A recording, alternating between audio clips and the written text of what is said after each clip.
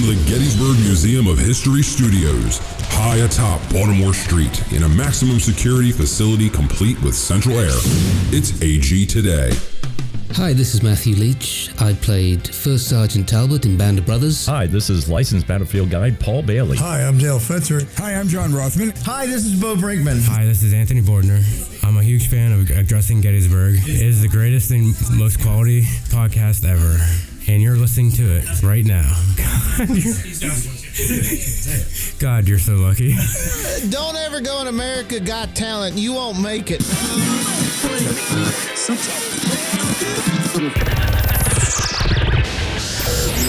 Did you say Abe Lincoln? Never fight uphill, me boys. Never fight uphill. Don't give him 3rd fuel. Battalion, 3rd Marine Infantry Regiment. I could house that load. You're listening to Addressing Gettysburg Today. Where did this idea come from?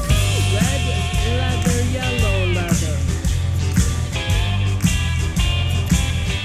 The mayor was there.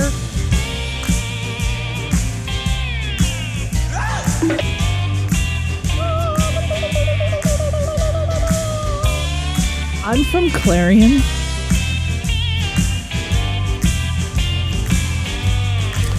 Good evening, ladies and gentlemen. A rainy evening from sunny Gettysburg, Pennsylvania. It doesn't make a lot of sense to say it that way, but it is a rainy evening. And we are large and in charge, and we are live with no jive. That's what we are tonight. Sitting in for Bethany tonight is Cindy, because Bethany called and she had to run to the ER. It's nothing terrible to worry about, but she said that she had to take Uncle to the ER, and she says she thinks she's going to come in late. But I said, you're not going to get in here late. It's not going to happen. You're not going to, because you got to take them in there. You can't leave them there alone. Right, and come in and do the show. ERs take forever. Huh? ERs take forever. And ERs take forever. Yeah. And, could be there for days. But I'm glad that she thinks that he's not in that bad of shape. It's not, yeah, she said it's not serious. She didn't sound panicked at all. It was almost like, it was almost precautionary, like they're going to, but in the typical fashion of her DNA, he... fell down the stairs. They need to fix those stairs. Yes. So that's what we got going on here today. So we'll figure that out. But Cindy's sitting in, Colby's in the back there. Hello, Colby. How are you? Good, buddy. How you doing? I'm doing fine. I got a little crink in my neck there, but I saw you rotating your head before the show. Yeah, I've had it for like 3 days. I sleep every once in a while. It happens. I sleep on it weird, and then I reactivate it. And it's like, come on, man. Neck pain. Come on, man. Some of the worst pain. It is the worst pain because you need your neck for everything. Mm-hmm. You turn your head.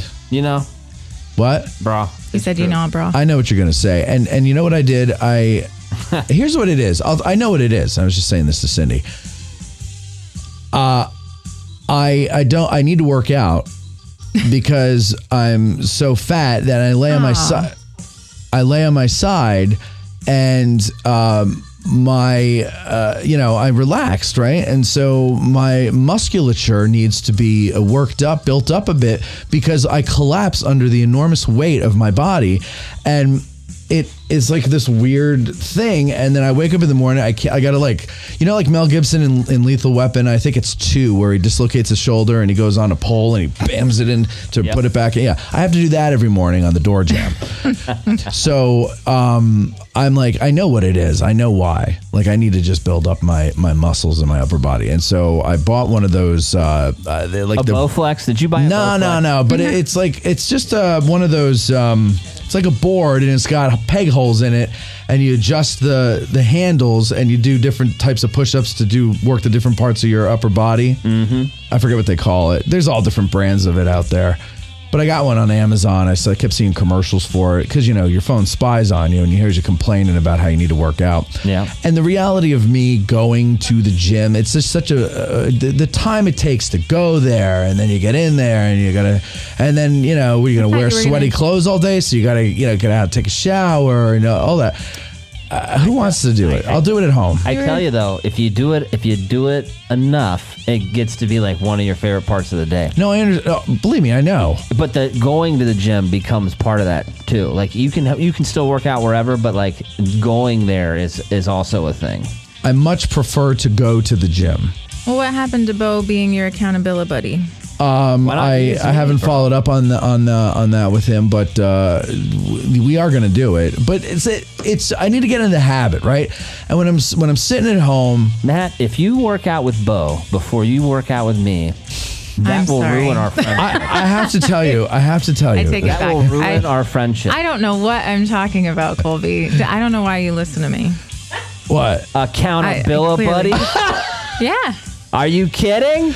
I've been talking to you about this for 3 freaking years, bro. First of all, Bo comes in with his Hollywood smile, and all of a sudden, you got an accountability buddy. No, are you going to... you know what, though? When we move, we'll be closer to Colby's. Exactly, so it might be easier. Y. So here's what it is that simple. Mm-hmm. The Y is closer. Convenient. I'll go to the Y with you. No, you won't. I've asked you to do it a million times. I had a membership there already. I was going by myself for a little while. You were doing what? I was going there by myself for a little while. Were you? Yeah. I didn't know that. Well, anyway, the point is that, that was... Let's hit the gym. Yeah, nah, bruh. Let's get you slim. Yeah, nah, bruh. 70-mile ruck. Yeah, nah, bruh. Gonna make you pull a truck. It was... Here's the thing. It's 20 minutes to get out to your house, right? And then 20 minutes back. Okay, so that's 40 minutes out of my day in a car just to work out early. I like to, and you like to start at the ass crack of dawn. Yeah, you're like 4 a.m. My brain doesn't start to fully function till noon. That's what you want. You don't want to be thinking. You just want to go in there and do, man. No, my brain doesn't tell the rest of my body to wake up until noon. So I'm like a zombie until about that time, right? Because I get my energy at night. I'm a night owl. That's where I get all my creative energies later in the day, the latter day, and. So there's that, but also like I'm 60 years old. I'm 60 pounds overweight, and I go over the first time I'm over there. Colby's like, "All right, you see that truck? We're gonna pick it up." And I'm like, "That's a truck, Colby. That's a box truck." We took it easy. We took it easy. We took it. Colby, former Marine, 33 years old, easy, or whatever your age is, 36 years old, easy. That's easy for you. I'm 10 years older than you and in terrible shape. Remember the time I vomited? No. Okay, well, I didn't. I almost did. I felt like I was gonna. I forget what we were doing. That's how you know it's working. I know. Okay. But I'm not going to drive 20 minutes to vomit. I got Comet, dude. We'll clean it up. I got Comet. I just could have gone out into the yard and puked in the grass. That too. Are they going to be a progress? What, Mike? I don't know. Mike's going ham back here. Mike's got the Mike show's going on. Yeah. It's like Cam 2.0. Yeah. Oh boy! Wow. There was some offense. I love both of them. Of course. I love you, Mike. We tease because we love. Got a special place in my heart. He's the only person around here to talk to me about Antietam. Case in point. Case and point. Are you too proud to talk about America's bloodiest day? No, I love Antietam. I just wanted to let you hang there. I was trying to think of something to say, but I got nothing for you. So that's why I really didn't either. That's why I just sat there.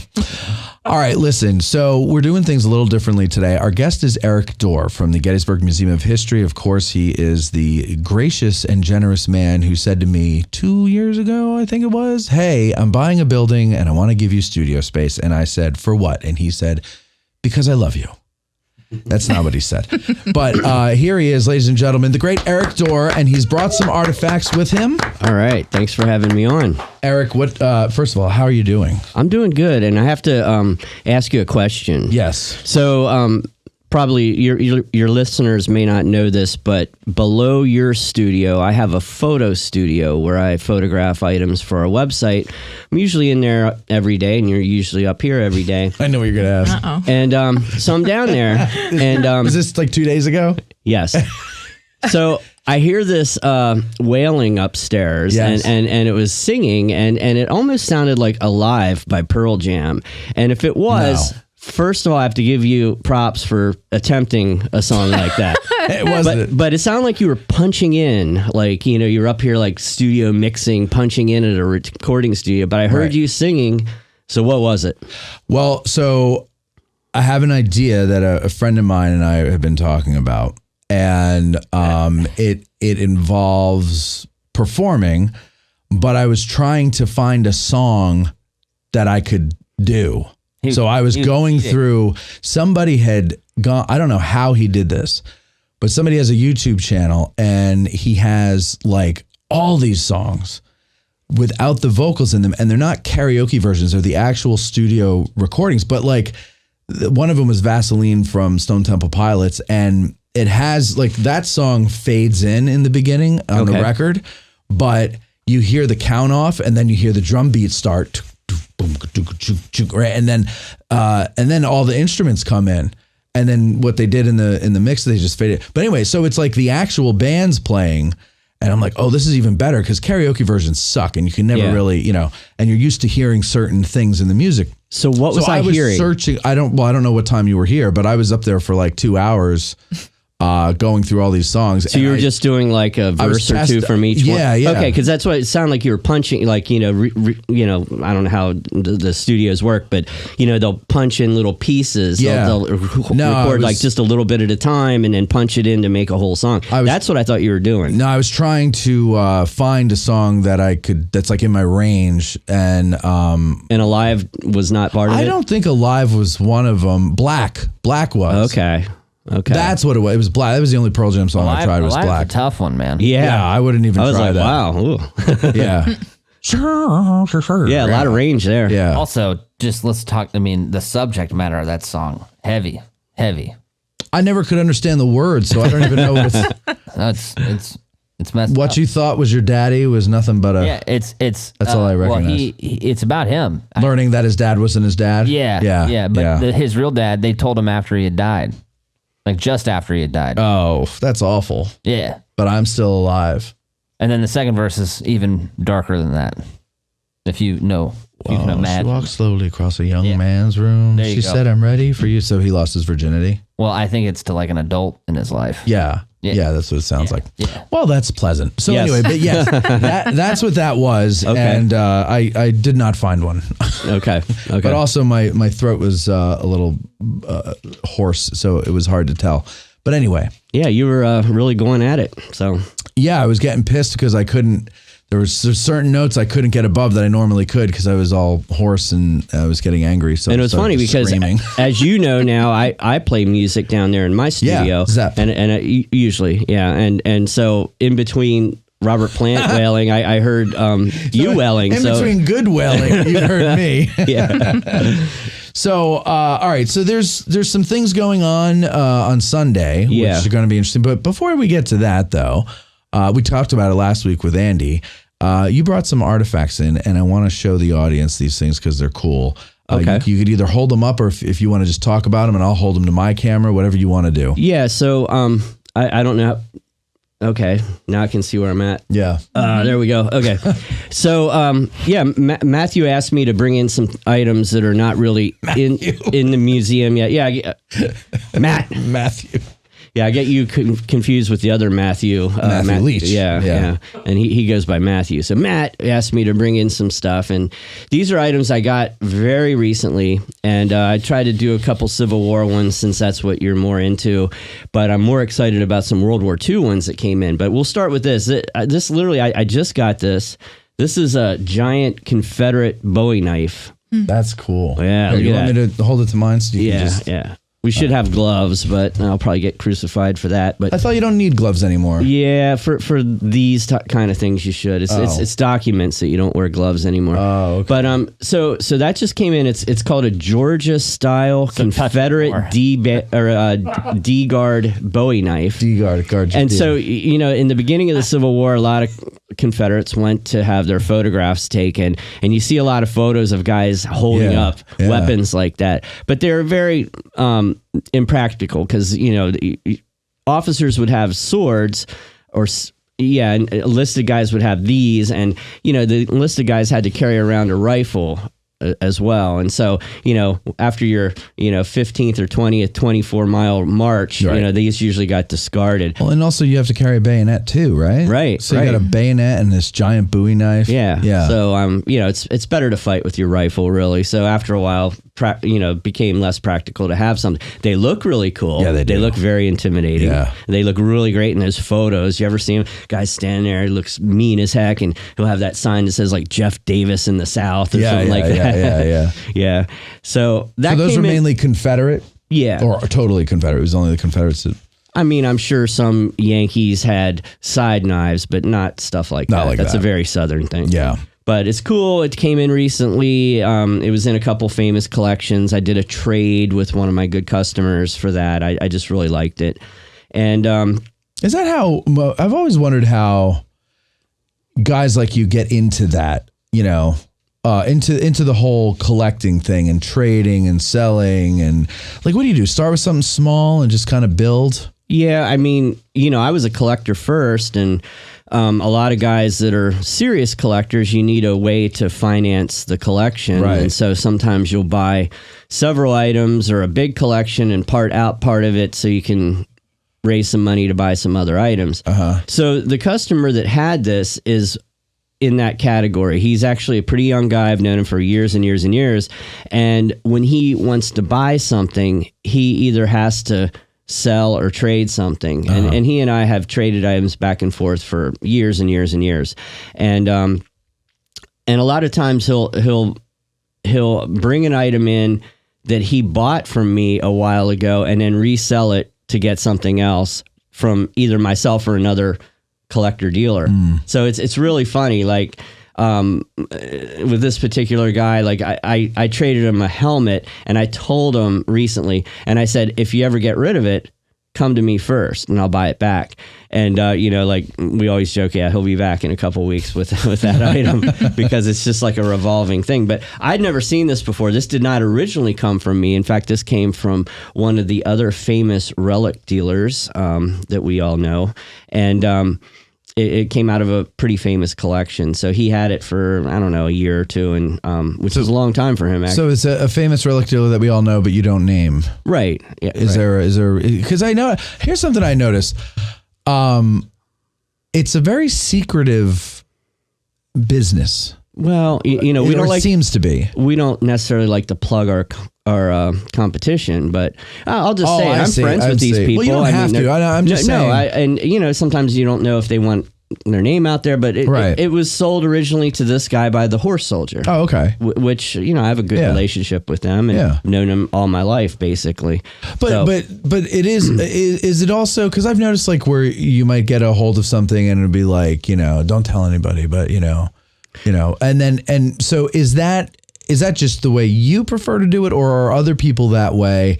And is it because you just don't want people to know you have something that's like really valuable, or are you waiting on a certain time to let people know? Like, what is that about? Well, it depends on who it is. With me, sometimes I keep things, a little bit under the wraps until I figure out what I'm going to do with it, or how, if I'm going to, like, because, I have different ways of letting things out. Even the stuff that I'm putting away for the new museum, am I going to do a social media post? I mean, I have a huge Facebook following, and usually if I put it on there, it gets some traction. But then we have the YouTube channel, The History Underground, that I'm involved with. So a lot of times I'll save it for that. Okay. So gotcha. And this next artifact that I'm going to talk about was one of the items that we were supposed to film with the History Underground, and we got rained out. On the battlefield. Yeah, we were going to take it out to the battlefield, and we still are, because we're just going to reschedule it. But I'm not bringing. The next artifact is this hat. Well, just since I'm talking about it, it's a original Civil War 24th Michigan black hat from the Iron Brigade. That's cool. And that came from the family, and it also has. Just be real careful. The feather's pretty wonky on there. It also has his belt buckle, his canteen, a bunch of paperwork, his Bible, and it's incredible. And when I first saw it, they emailed us, and I looked at the hat and I thought, well, it's probably a GAR hat. It's probably post-war. But once I got it in my hand, I could tell it's Civil War period. And there goes the feather, Matt. Shit, I'm sorry. Yeah. So once I got it in my hand and realized it was a real Civil War piece, of course it made it. I was over the moon because, they talk about the black hats and, the 24th Michigan, of course, is one of the most hard fought units at the Battle of Gettysburg. And this guy was at the Battle of Gettysburg. Now, whether he wore this hat, it's probably highly doubtful that he had this hat at the battle, but you never know. You never know. Yeah. It's in fairly good shape to have been worn from 63 on because I think he didn't get out till 65. Would they have, so that's a Hardee hat. Right. Right. So would they have worn them however, like in different ways instead of with the side up and everything? So generally the Hardee hat was a parade hat, and they did have the side up, and they had what was called a Jefferson pin on it, and it was like an eagle, brass eagle that pinned the side up, and it was I assume that was just because when you're at shoulder arms and you're in the infantry, it would keep it from being hit by your musket or rifle, and in combat though.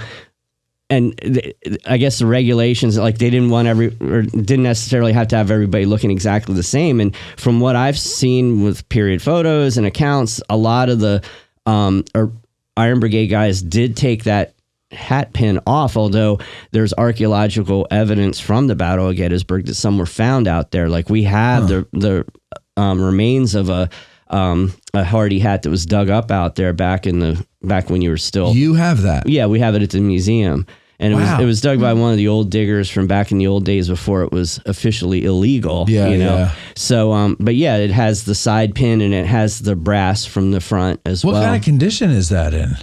There's nothing left of it except for the metal. For the metal, right? But they told me where it was found, and I believe that one was I can't remember which. It was the Wisconsin unit. What was the Wisconsin? 2nd, 7th, and then the 6th was over by the Chambersburg Pike. Yeah. What was it? 2nd or 7th? Or 6th. I thought there was in there one that has 2. Oh, yeah. Okay. It's been a while since I've even looked at it. It's in a case. So, I believe I remembered it was the Wisconsin unit. So, and where it was found made me think that. They were the ones that went over to the railroad. That's the 6th, Wisconsin. Yeah, so that's right. It's a 6. And when I got it, I was thinking, well, couldn't it be one of the other units in the Iron Brigade? I believe was the 19th. Indiana, yeah. So I was like, well, maybe it's a 19th Indiana. And from where it was found, it made me think that it was, maybe they just didn't find the one. Right. But from where it was found, it made me think it was definitely the Wisconsin unit because it was on the edge of Reynolds Woods, and they got moved over to the railroad cut, I believe, area, right? Well, they were back at the seminary, right? At the seminary. Yeah, they were the reserve, the 6th. Okay. But you have the 7th and the 2nd that were over in the woods. Okay. Yeah. So. Well, maybe my theory's wrong, but that's kind of what I was thinking on that one. But anyway, we're thrilled to have this, and the guy survived the Battle of Gettysburg. He was not wounded. I mean, I forget what the casualty rate for the 24th Michigan was, but it was 75%. Yeah, it was crazy. But also, he was a musician. Oh, okay. So he was a drummer, and so that's kind of cool too. So there's also his post-war escutcheon, or like there's big frame things. Yeah, we have that. That's cool. So you have like a lot of stuff from this. A bunch of stuff, and I wouldn't say a lot, but a bunch. And JD and I were going to do a video out there on the battlefield, and we had our shooting permit all squared away, and then we got rained out. So we will eventually do something with this on the field and take it back to the battlefield, which will be really cool. What's your favorite type of artifact from wherever, from any era, that you like to get the most? Yeah. So yeah, headgear's cool, but I really like uniforms. I think uniforms, especially when you get into World War II, Vietnam, and the more current conflicts, it tells the story of the soldier, because you can see what awards he got and what unit he's in and all that kind of stuff, and it almost has like the essence of the person in there. Yes. And we have a lot of famous uniforms. Yeah, exactly. Yeah. And if you've been to the museum, I like stuff like that. Like, I first got into like real historic items through autographs. I collected presidential autographs, and then I met this super collector down in Maryland named Robert White. He's the guy that had the Kennedy collection, and he had all this wild stuff, and he had a lot of hair locks, and I had not really known really anything about hair locks, but it was something that they did in the 19th century, mostly before photography, but it kept going into the late 19th century. And you would clip a piece of hair from a loved one or sometimes a famous person, and it was like a memento of that person. And Robert White used to say, well, there's an autograph of George Washington, but I have a lock of his hair. I have a piece of him. And I was like, whoa, that's wild. And the stuff like that's actually out there. So I've put together a pretty good collection of hair locks. And you know, JD and I did a video about him to try to explain it to it, because a lot of people look at that and think it's weird. But you know, I have a piece of hair from myself that my mother saved when I had my first haircut at the Varsity Barber Shop here in Gettysburg. Which is still there. It's like a little certificate. It says graduation from babyhood. You know, when I was in high school, I grew my hair long and I refused to cut it. And then finally, you know, I decided I'm going to cut this. And I went to my friend Tony Ann, and she was a hairdresser, and she cut my hair, and she knew how much of a pain in the ass, like how much I did not want to do it. So you used to have hair? I used to have long hair like you. I was on the Ponytail Express too, by the way. Nice. And it was as long as yours. And I went to her to get it cut, and she knew like I was kicking and screaming my whole time I knew her about cutting it. And then she walked away and came out with one of those certificates with a curl of my hair tied to it. And of course, you know, it's for little kids, but I was acting like that big of a baby. But so that's not a weird thing. Yeah. And people did it in the Civil War too. Did your parents save your baby teeth when they fell out? No, they did not. So we had like a little pillow with a pouch in it that had our baby teeth. Yeah, well, I had that too, but we didn't save them. Well, we don't have them anymore. But for a while, when your parents like still think you were cute when you were a baby, and then they go, oh yeah, and then you turned out to be a teenager, like throw everything away. Can't wait for this kid to leave. So yeah, but having pieces, you know, but we do have some teeth that some young Marines brought back from World War II. Japan. The Japanese were really into gold teeth in the 30s and 40s, and so they didn't want to leave them behind, so we have a few of them. But the point of the story of the hair lock was, you know, it's like a piece of the person. And also, you know, just so you know, like a lot of guys when they went off to war in the Civil War, they took a lock of their wife's hair with them, and you know, had it in like a little photo, and it was a way of, I don't know, having like a piece of them with them. They would perfume it maybe, and I don't know about that, but it's but you know, having famous hair locks, you know, we have a Washington hair lock, we have a Lincoln hair lock, you know, we have we have Napoleon, we have some really good ones, and you know, it's like it's more personal, and I got more into, you know, from autographs into more personal items, and I think there's, when it comes to military antiques, especially like I said, World War I, World War II, and beyond, it's really personal, because you can look at a uniform and see what that particular guy did, basically. And so, I like uniforms the best. Do you find, as far as, let's say let's just stick to American uniforms, do you find that the older, like meaning pre-1900, let's say, the uniform, the more interesting it is, especially maybe Civil War, because they were more customizable. They weren't as uniform. They may not be as interesting because you can't really read them as well. I mean, you can tell a rank. It's about it. But in the Civil War, they didn't have ribbon bars or combat infantry badges or paratrooper badges or any of that. So you like the more modern ones because of all that information. Tells the story. Yeah. I mean, the Civil War ones are great, and they're more rare because, you know, most Civil War guys, when they came home, I mean, they wore their uniform home. And a lot of the, you know, more enlisted type guys, I mean, they used them for work clothes. Yeah. You know, and especially the Confederates. I mean, they just they barely exist like enlisted uniforms. You see officer uniforms like frock coats and stuff, because some of those guys brought them home, put them in their closet, and there they were. But the other problem is, you know, they're made out of wool, and moths love wool. So a lot of times you have moth damage. Like we have a really nice Confederate frock coat in the museum, but it has some bad moth holes right in the front. And it was professionally restored like 20 years ago. And I mean, you know, you have to look close, but you can see it. And a lot of the Civil War uniforms will be moth eaten. And that's a problem, and that's why they're rare. There's just not many of them around, and that being that old, eventually it's moth eaten, throw them away. So I would imagine stuff from the Revolution is probably more rare. It's almost non-existent. Yeah. Do you have any Revolutionary War stuff? Very little. Very little. I mean, yeah. Do you not have an interest in that, or just it's hard to come across? It's just hard to come across, and there's a lot of fakes, and it's never been my area of interest. But when we do the new museum, we definitely want a representation. I know a guy that has a big collection of that stuff, and I'm hoping he'll loan us a few pieces. I mean, you can get the weapons sometimes, the swords, but uniforms and like cartridge boxes and things like that are really hard to get. What else you got there?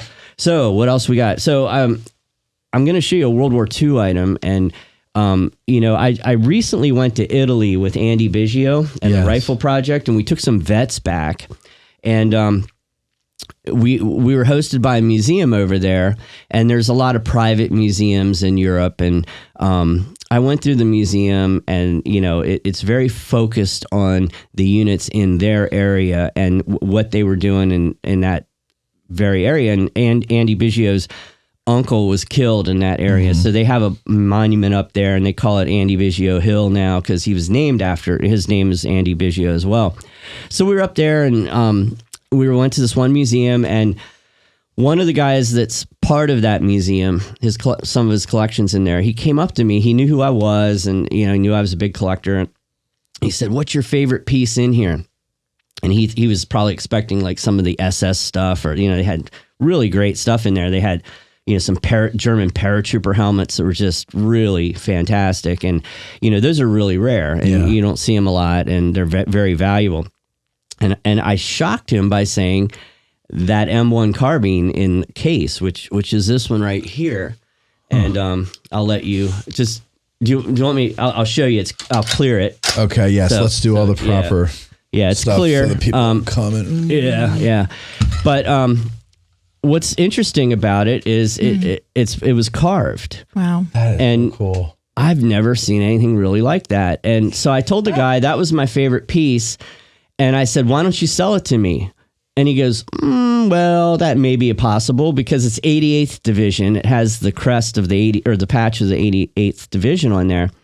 And he said, "We don't really do anything with them. They're very regional of what their museums are doing. And so they didn't fight anywhere near where they were at, except Italy, same country. But, and so I was freaking out and like saying, sell it to me, sell it to me, sell it to me. And finally, like the second to the last night, and Andy Biggio like jumped in too and like kind of pushed it over and said, "Okay, you guys are both my friends. Why don't you just shut them up and sell them the damn thing? You don't want it in here." And so when I got it, I bought it from him, and it has the guy's name on there, and it has the 351st, which was his regiment, and then that crest on the stock, the back stock, is the crest of the 351st Infantry, 88th Division. It says top shot in Italy, and it has some swastikas that are carved backwards, which I love, very folk art-ish, and it has like a kind of an SS symbol, and I don't know what the chevrons are, but he was saying he shot 3 Army guys and 1 SS guy, and I don't know I don't know if that's just part of the carving, but so I bought it, and I was like, okay, how am I gonna get this home? But what I did was I bought the stock. They had a relic M1 carbine that they wire brushed, so it looked nice and it functioned and everything, but it was like a relic, and they had it in there, and he told me when he got it was just the stock. So basically I just bought the stock and I put it in my check bags and brought it home, because I've done stuff like that before. So then when I got home, I got a World War II period M1 carbine and put it on there and made it, but it is just a fantastic piece. I've been like so excited about this because you just don't see stuff like that. Like American soldiers weren't allowed to do that. Right. You get in trouble for that. I have a Tommy gun that has some notches on it, that a guy did. And you see that once in a while, but to do something that over the top, I believe it was done during the occupation period. The 88th Division was there for a while post-war for occupation duty. And, they probably got somebody to carve it, and maybe it got left over there. Apparently it did, because that's where it was. But I don't know. I just think it's so cool. That is cool. It's so that's been sitting over there All this time. Yep. And I bought it right out of a museum. I love it. That's great. So, the guy who sold it to me, and he didn't need the money. I think he just wanted to do it to build the relationship. He actually has a cheese factory in Russia, which blew my mind too. He wanted me to go. He's like, I must take you to Russia. There's so much material over there. I said, you guys got to get done with your war first, But apparently, like about 15 years ago, the Russian government went around to a lot of European businesses, and he said they practically paid me to start a factory over there. And I was like, why would they do that? And they said they want the knowledge. Apparently they don't know how to make Parmesan in Russia. So him and a couple guys from Italy started a cheese factory in Russia, and they employ a bunch of Russians. So he wants to take me over. And I would love to go, but they need to calm down with the war thing before I go. I don't want to get themselves. Yeah, exactly. Yeah, I don't want to get grabbed over there, and plus I'm not a big fan of what they're doing. So, but he was like, I know everybody. You'll be fine over there. I was like, nah, it's all right. Famous last words. Yeah.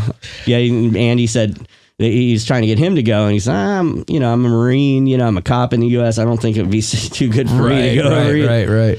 But and the other really cool thing is, I've been talking about this for a while. I got one of Hitler's uniforms, and you said about tell me about that. So I've been paying on it for a long time, over a year now, and I knew who had it, and it's just one of those things. I just really wanted it, and there's 3 Hitler uniforms, and they came out of the apartment in Munich, and they were 2 of them were taken by one U.S. soldier, and the other one was taken by another soldier. And the one that was taken by the other soldier was in the World War II Museum in Boston, that was run by Ken Randall, and that museum recently was purchased by, I believe, like Estee Lauder or something. They were going to do some big Holocaust type thing with it, and it's in mothballs right now, and I don't know what's going on. There was some kind of issue with it, and so I don't know, because there was a Hitler uniform on display for several years up there.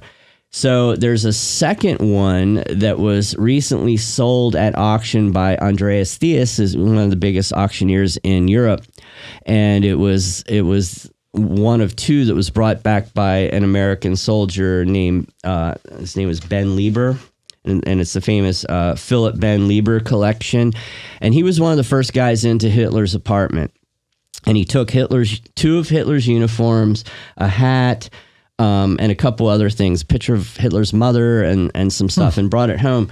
And there's a famous, pretty famous in the collecting world, there's a photo. Now this has been published in this book. This is Bill Shea's book, and that's who owned this uniform before me. And he had a mannequin made that looks like Hitler. I don't know. Yeah, there it is. Yeah. So he had that made. The tag has his name on it, and there's this newspaper article from the 50s with Ben Lieber showing off the collection, and it's clearly in the photo there. Yeah. And so it's really well documented. Everybody says everything from Hitler's fake, nothing survived, but that's not true. His apartment was fairly intact. There's lots of stuff that came out of there. We have several items, but it's really interesting. Now, he had 3 brown shirt uniforms, and Hitler would use those uniforms to reenact the failed beer hall push of 1923. So they would get dressed up in their old uniforms, and they would walk that route in Munich. And they did that from the time he came into power in 1933 up until they went to war in 1939.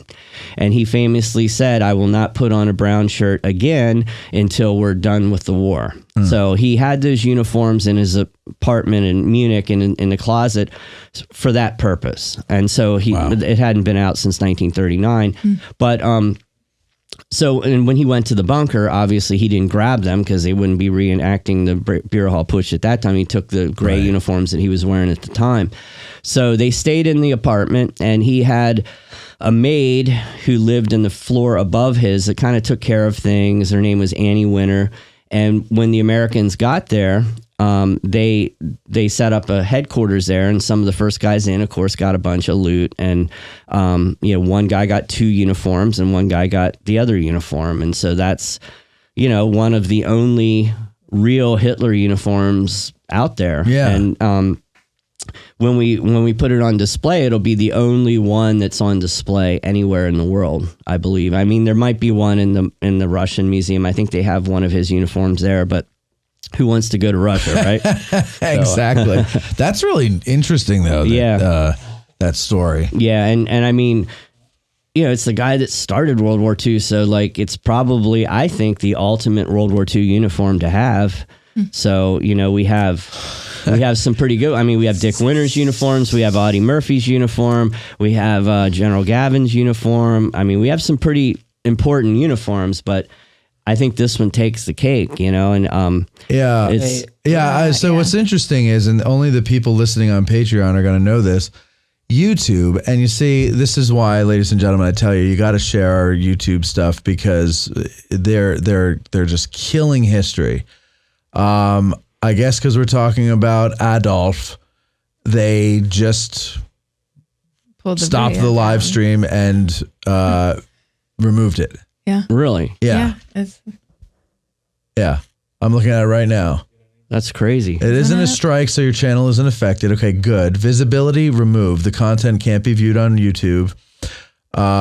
Maybe it's also because we showed a firearm. That could be it too. But you've shown firearms before. That's not a problem. Ineligible. This video can't earn revenue. Yeah, there may be issues with your content. Well, from now on, whenever you come on, just bring postcards of Hummels or something. Wow, that's really insane. Because JD and I do stuff about that, and I won't say the name anymore. But but he does sometimes have to like reapply or whatever you do. And here it tells me right here. Policy, content featuring firearms. So it's not even Hitler. What to look for. Content that shows someone live streaming while holding, handling, or transporting a firearm isn't allowed on YouTube. Channels not in compliance with this policy may temporarily lose their ability to live stream. Wow. At 33 minutes and 30 seconds. Next, appeal the decision. We'll take another look at your content. You can always appeal later. Take no action to keep your community safe. Oh, safe. Everybody's it was just safe. I'm going to say... wow, that's crazy. Sorry I ruined your channel, man. No, it's all right. It's all right.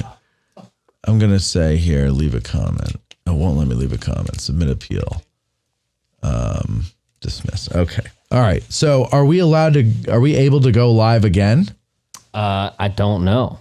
Can you just try to just go into the no, they removed it. There's nothing. It still says okay now. There it's gone. I'll end the stream and then try to get it going again. Yeah, end the stream. And then what you would do is just go back in and select the same one, but change the title to Part 2. See, the Patreon people, you are hearing something that all the freeloaders on YouTube won't know. This is all the behind the scenes So the stuff. whole thing was wiped. So all that stuff we did at the beginning is gone. There's only audio. Well, no, I recorded it. Oh, that's right. Yeah. It records video too. But I'll just cut the part out with the rifle. It says we're live again. All right, we're live again. All right. Well, see. 0 viewers though. Well, give him a second to catch on. Well, I don't see it in here. Yeah, it's not. It says you lose your ability to live stream. It says that? That's what you read? That's what you read. No, may lose your ability. Let's see. Wow, I torpedoed your show, dude. Wow.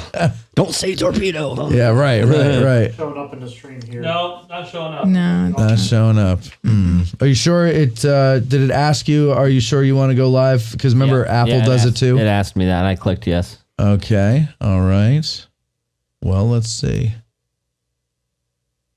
I don't even see. Oh, well, maybe it's because it's that one. Here, let's try this again here. Hold on. All right. So everybody listening, you're going to just, I'm going to cut this part out because you don't want to hear this.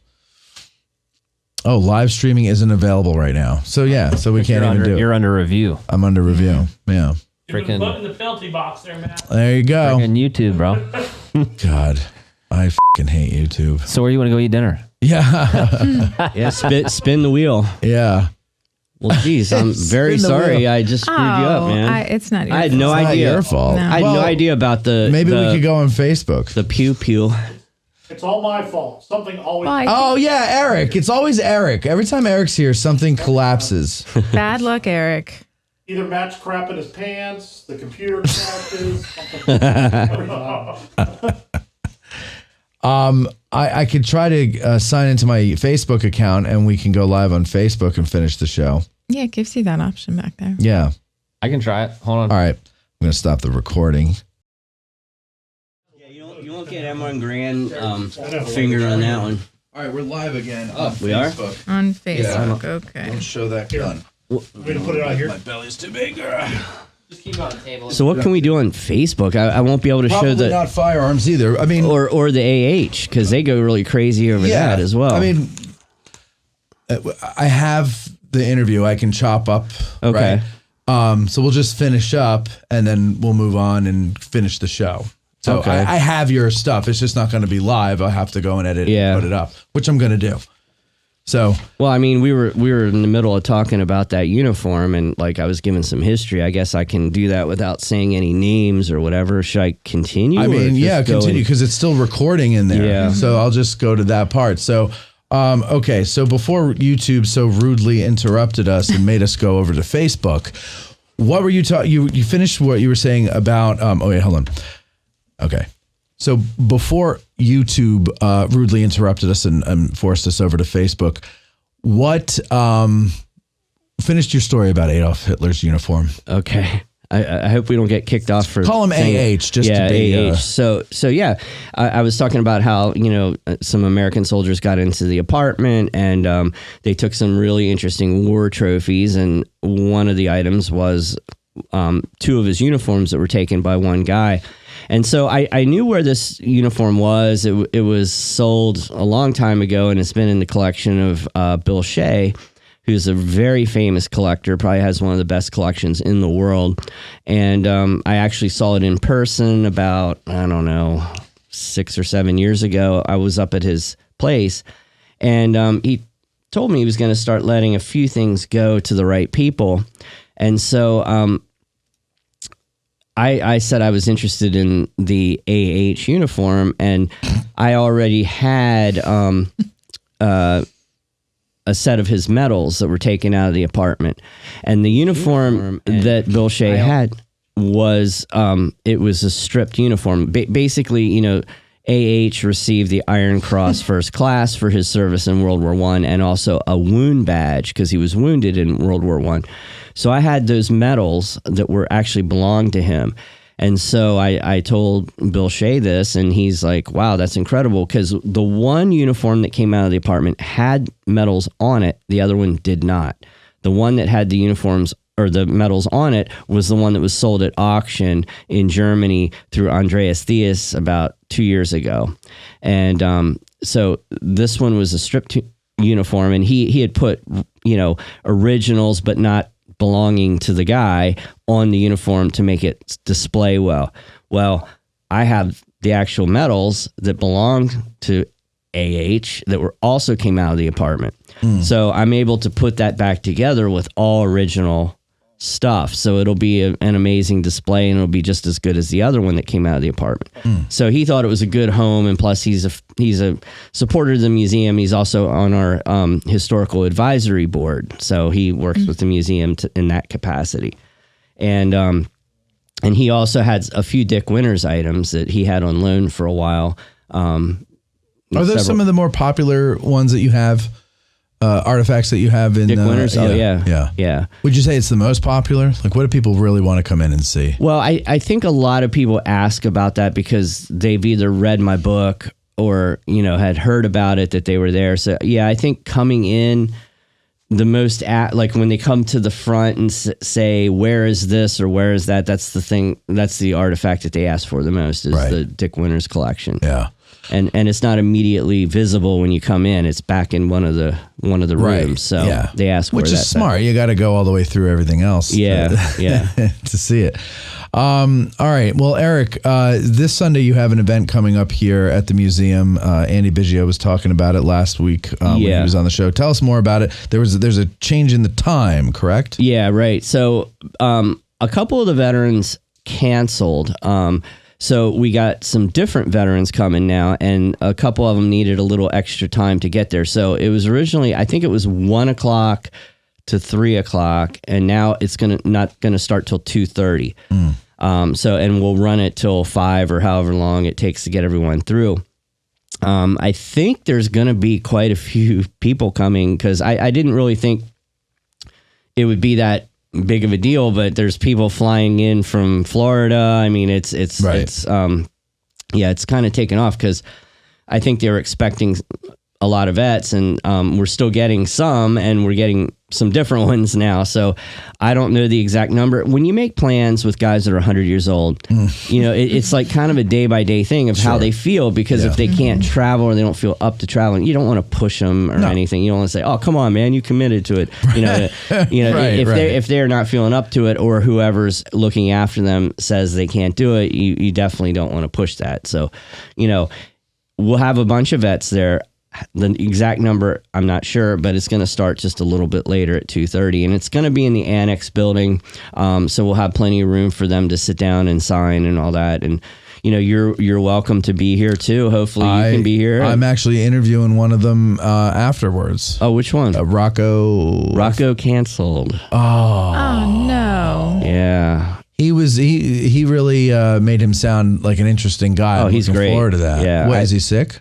I just think he was not up for traveling. Yeah. Because, he's getting up there. Dude, I'm 46. I'm not up for traveling. I don't know how you go over to Europe all the time like you do. It's starting to take a toll on me, that's for sure. I mean, geez. But, but there's probably other guys you could interview. Mm-hmm. I mean... Yeah, I'll be here just to kind of see what it's all like. I want to meet them anyway. Yeah, I mean, my grandfather was in World War II, and, he died 20 years ago, and, it's kind of like my last connection to that generation.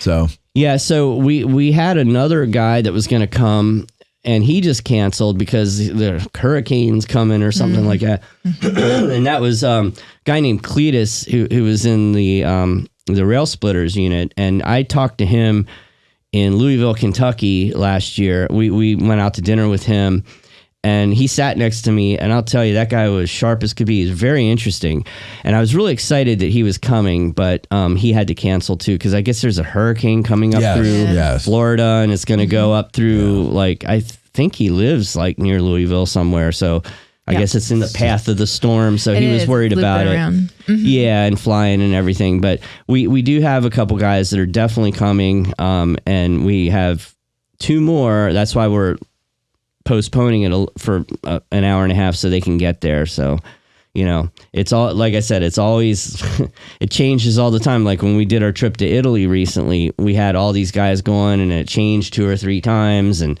we ended up with who could actually make the trip. Yeah. So, and that's just the way it is.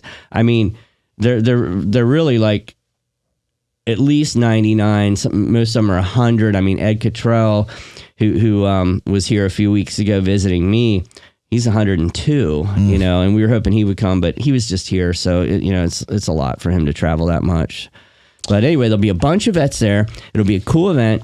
If you don't have Andy's book, you can get Andy's book. I'll have my books. I think most people have mine by now, but I'll be there too. And, if you have your own items, I think the way it works is if you already have the rifle too, or the rifle, you can get them signed as well. But I think if he has something like if you get helmets signed or some stuff that's real memorabilia, I think he has a donation thing for the rifle project. And, I'm not making any money off of this at all. This is just for Andy. He's on our board of directors at the museum. So he was supposed to be here at the last one. We were supposed to have one a few months ago, and he had to cancel last minute. So this is making up for that. Yeah. But I highly recommend his books. Both of his books are amazing, really good reads. So come on down and meet some vets and meet Andy Biggio and myself and Matt.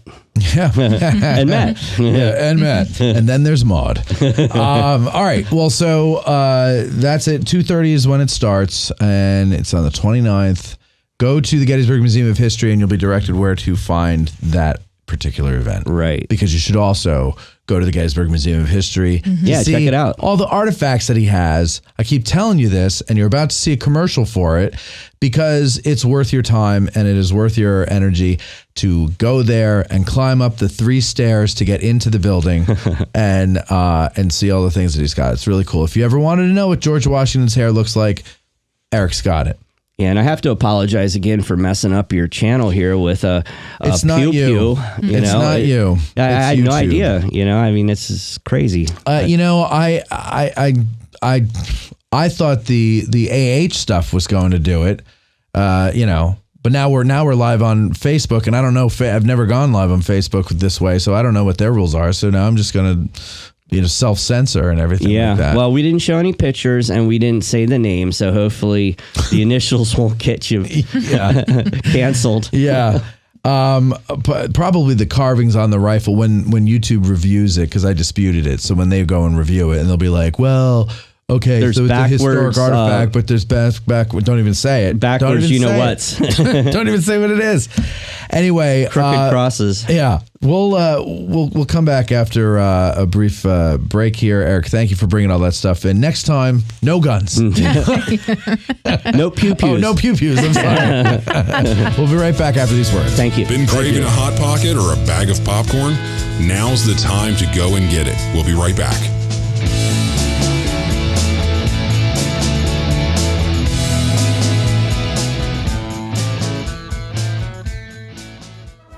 The Gettysburg Museum of History, located right here in the center of Gettysburg, PA. Owner and curator Erik Dorr grew up here and has spent his life collecting and preserving history through artifacts ranging from the Civil War, the Battle of Gettysburg, World War II, presidential items, pop culture, and more. His museum is free and open to visitors Wednesday through Sunday, 11 to 5 p.m., where you can stop by and immerse yourself in some of the most amazing artifacts that you would never believe exist in the middle of Gettysburg. If you're a fan of Band of Brothers and Everything Easy Company, you'll love his exhibit featuring the Dick Winters collection and artifacts from D-Day. You can even own your own piece of history by buying one of the many relics they have for sale in the museum and on the website GettysburgMuseumofHistory.com. The Gettysburg Museum of History is a non-profit 501c3 organization with a foundation that allows all purchases and donations to keep the museum operating and open free of charge. They have been featured on the History Channel, the Travel Channel, the Smithsonian Channel, and the Science Channel. Now you can check them out on American Artifact, the series on the YouTube channel, The History Underground. So that's the Gettysburg Museum of History at 219 Baltimore Street or the GettysburgMuseumofHistory.com.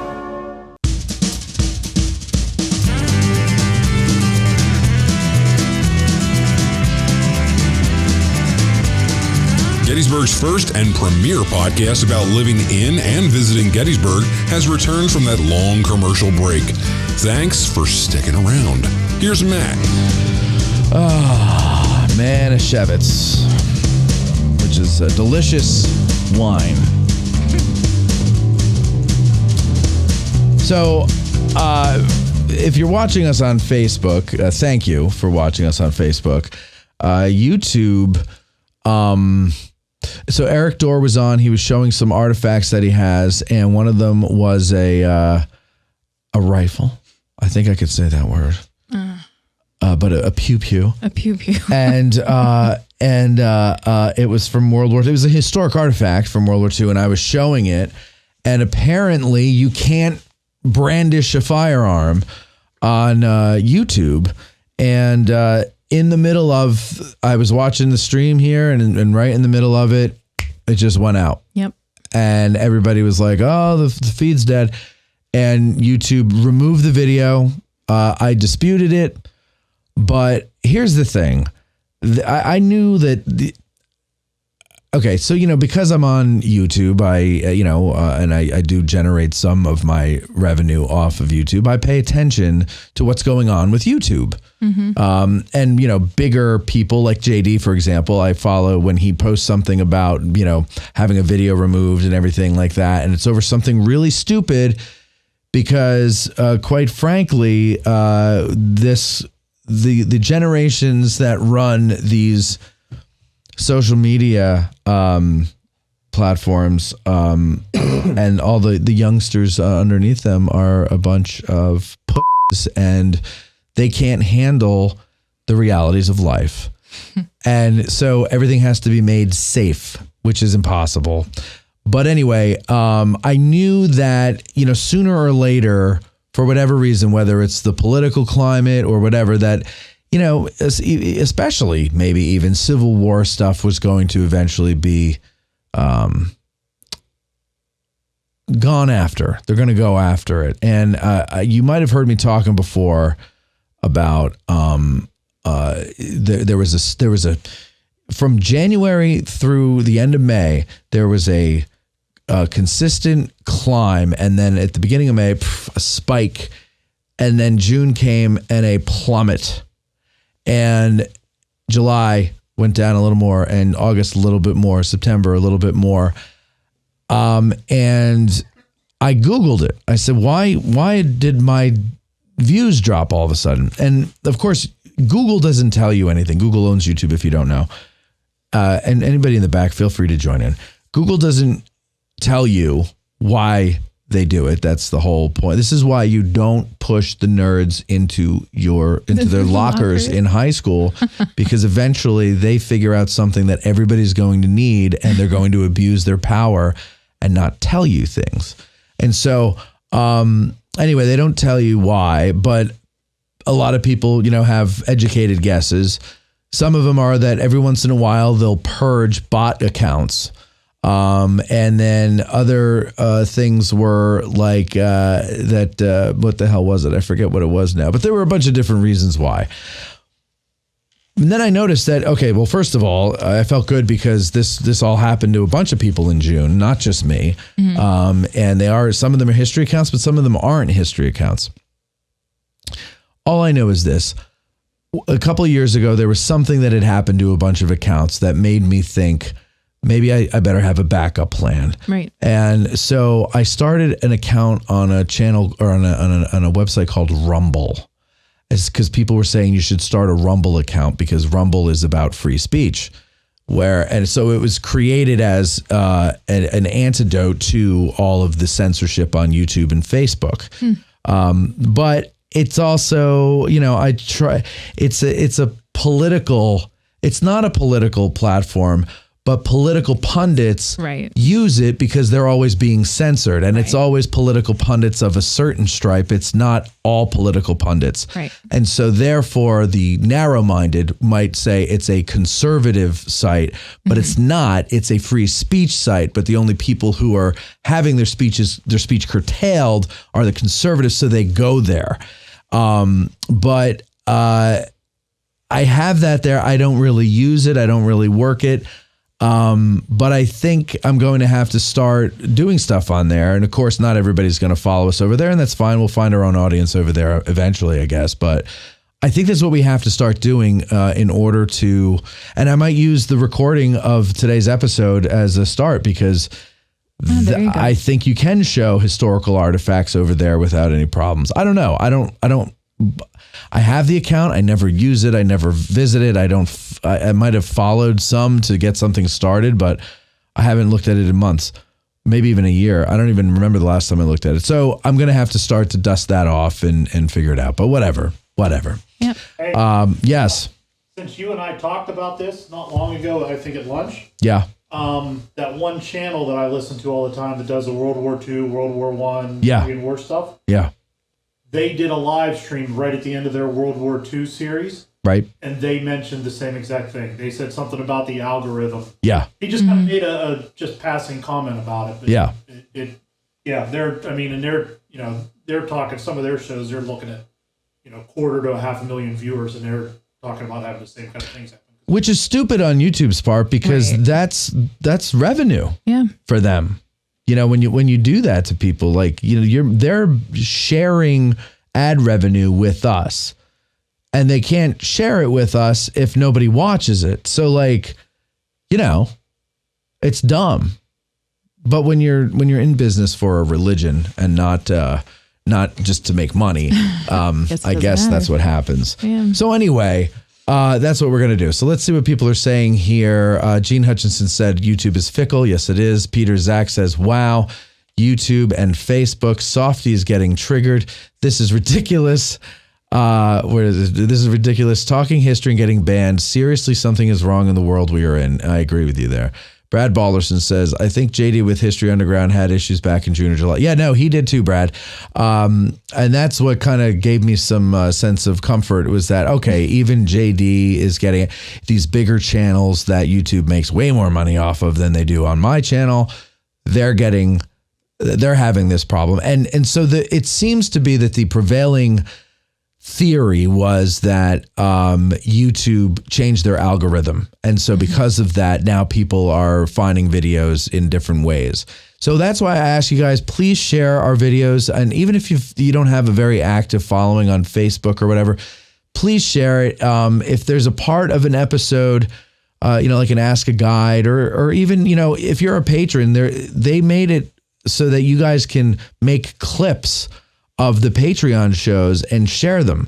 And, that would be a huge help if you kind of promoted it that way. If there's something you like, if there's a moment you like in a show, figure out how to clip it.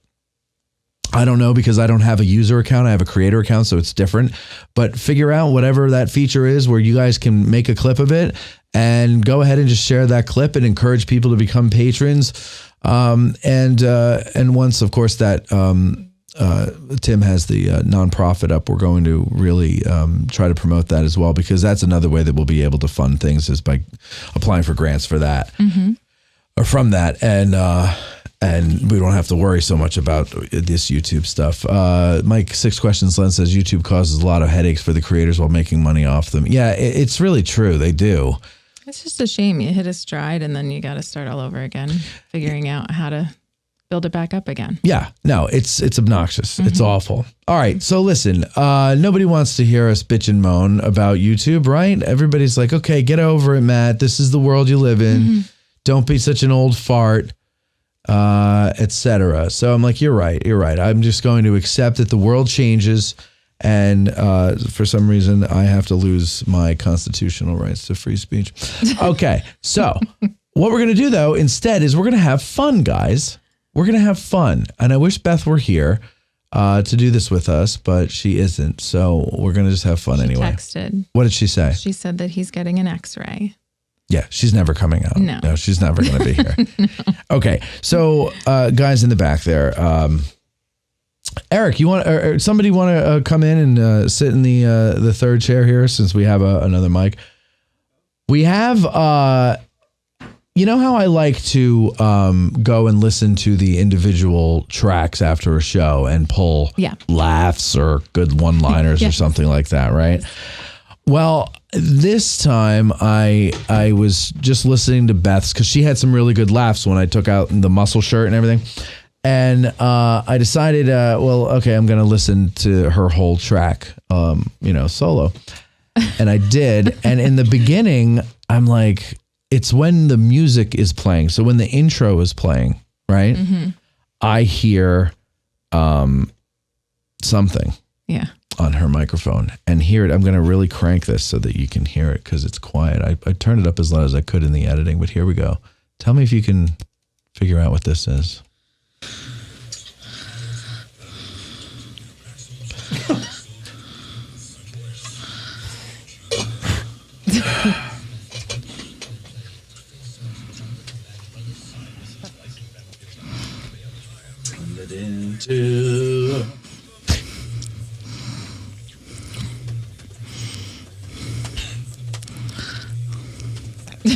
So what are we listening to the weird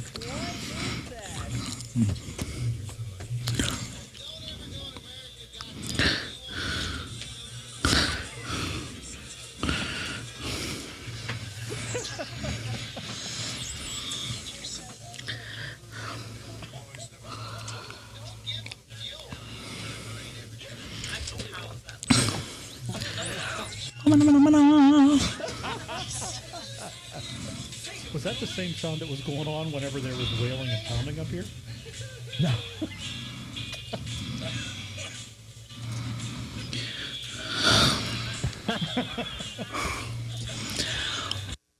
Okay, so that was Beth breathing. It sounded like she was giving her arm a hickey. You know? She is going to love you. She is. And then apparently when we came in and we were just making the vocal wallows, she did this. I can sing high, I can sing low. I can sing high and sing low. Red leather, yellow leather.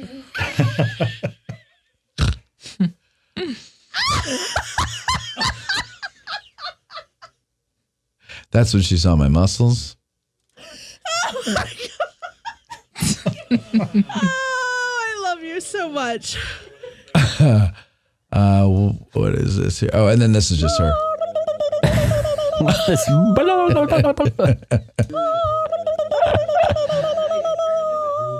Yeah. Not even here to defend herself. Exactly. That's and the best that's time to the way pick we her. like to do it. Yeah. So anyway, so that's what I occupied my time with last Friday. I was going through her track there. Next time you do that, just call me. I'll come down and we'll do it together, dude. What?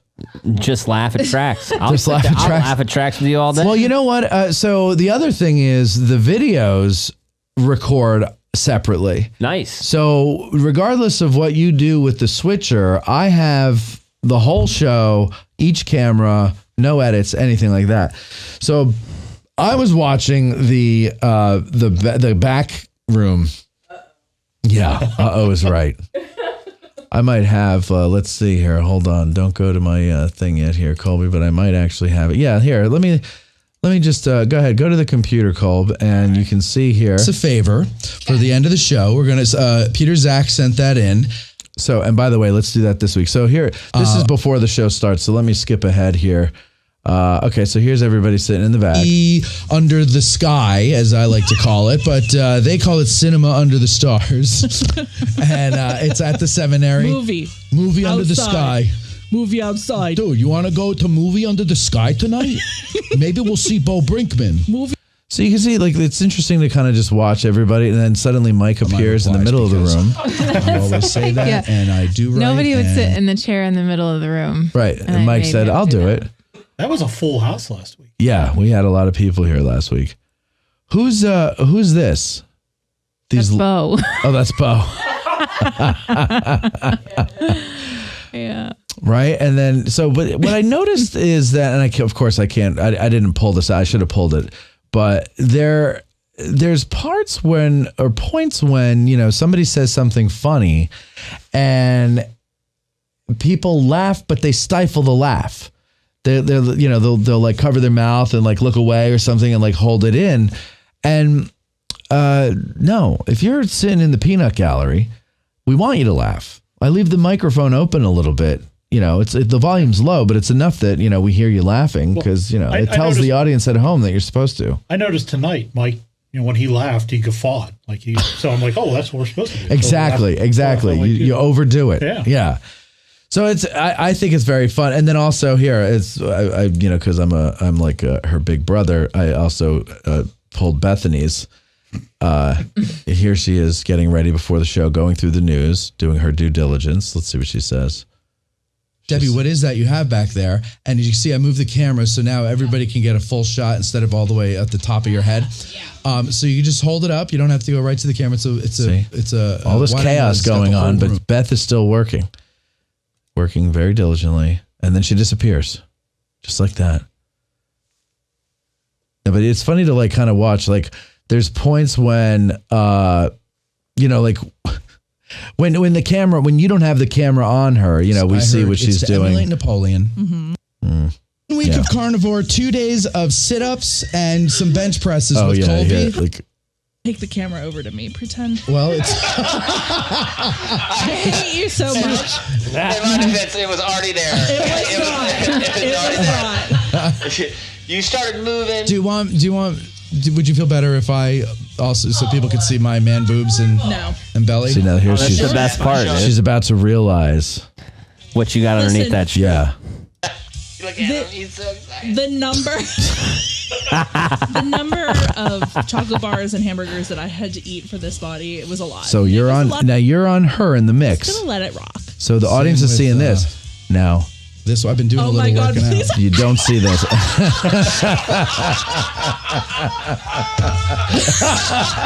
Just let everybody feast their So we don't eyes. see her. Oh man, I'll tell you, a week of carnivore and sit-ups does wonders. What are you laughing? The best part was watching that at home. Yeah. It almost looked like it happened so perfectly with her taking her jacket off because she was hot. Like we could just watch you doing this, and like it was almost like it was staged to happen, but it was clearly natural. It was perfect. She had no clue. I was very lucky. Okay, I want to show you guys something else. Of course, I'm very proud of my little buddy. When he was a little boy, I called him Boogertown Jones, and now he's all grown up. He's number 13 for whatever the name of the team is. 2 more touchdowns. The other video didn't come out clear enough, so they didn't resend it to me in time. So maybe next week. But here's another touchdown from my nephew, Touchdown Joe. Here we go. I would ask you what position he plays. Well, he's this little fella here. He's the flanker.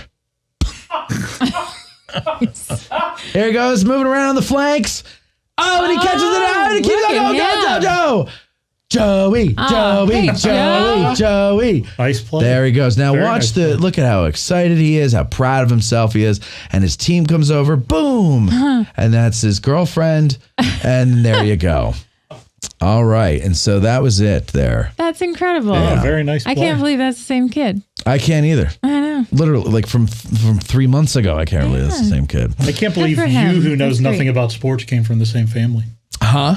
Said I can't believe you, who knows nothing about sports, came from the same family. And cares nothing about flanker, sports, yet yeah. I'm immensely proud of him.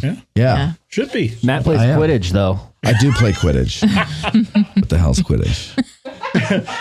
Is that why at his house there's a broom leaning against the door every once in a while? He hops on it and runs around the yard. Oh, the Harry Potter game? Oh, yeah.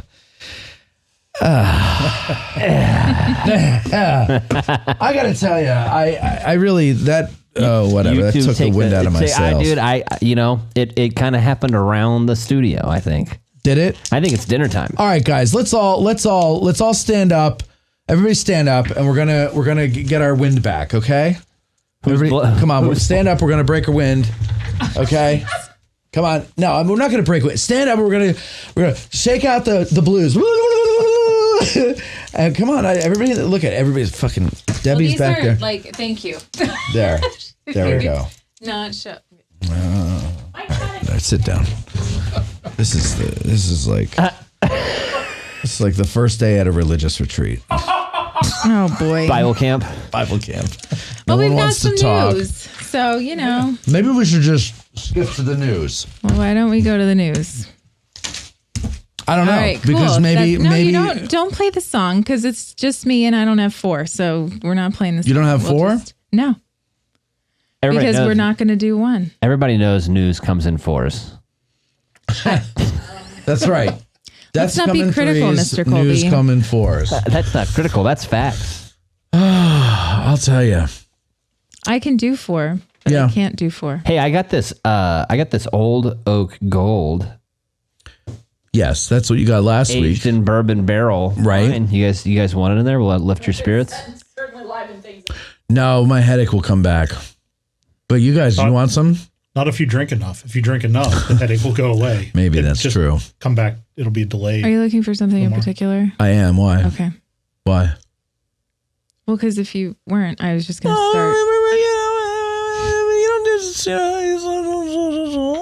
You know? Oh, I know why. I'm looking in the wrong folder. That's why. Hey, God, I'm so sorry. I'm so sorry. I had such a funny show prepared for everybody, and I completely forget it all now. I'm not even in the mood. Just pissed off. YouTube. It's all my fault. Who owns Google? I don't know. The government. Why is it we know Facebook's owner's name, and then we can say, F you, Zuckerberg, but who can I say that about with Google? Google it. Yeah, exactly.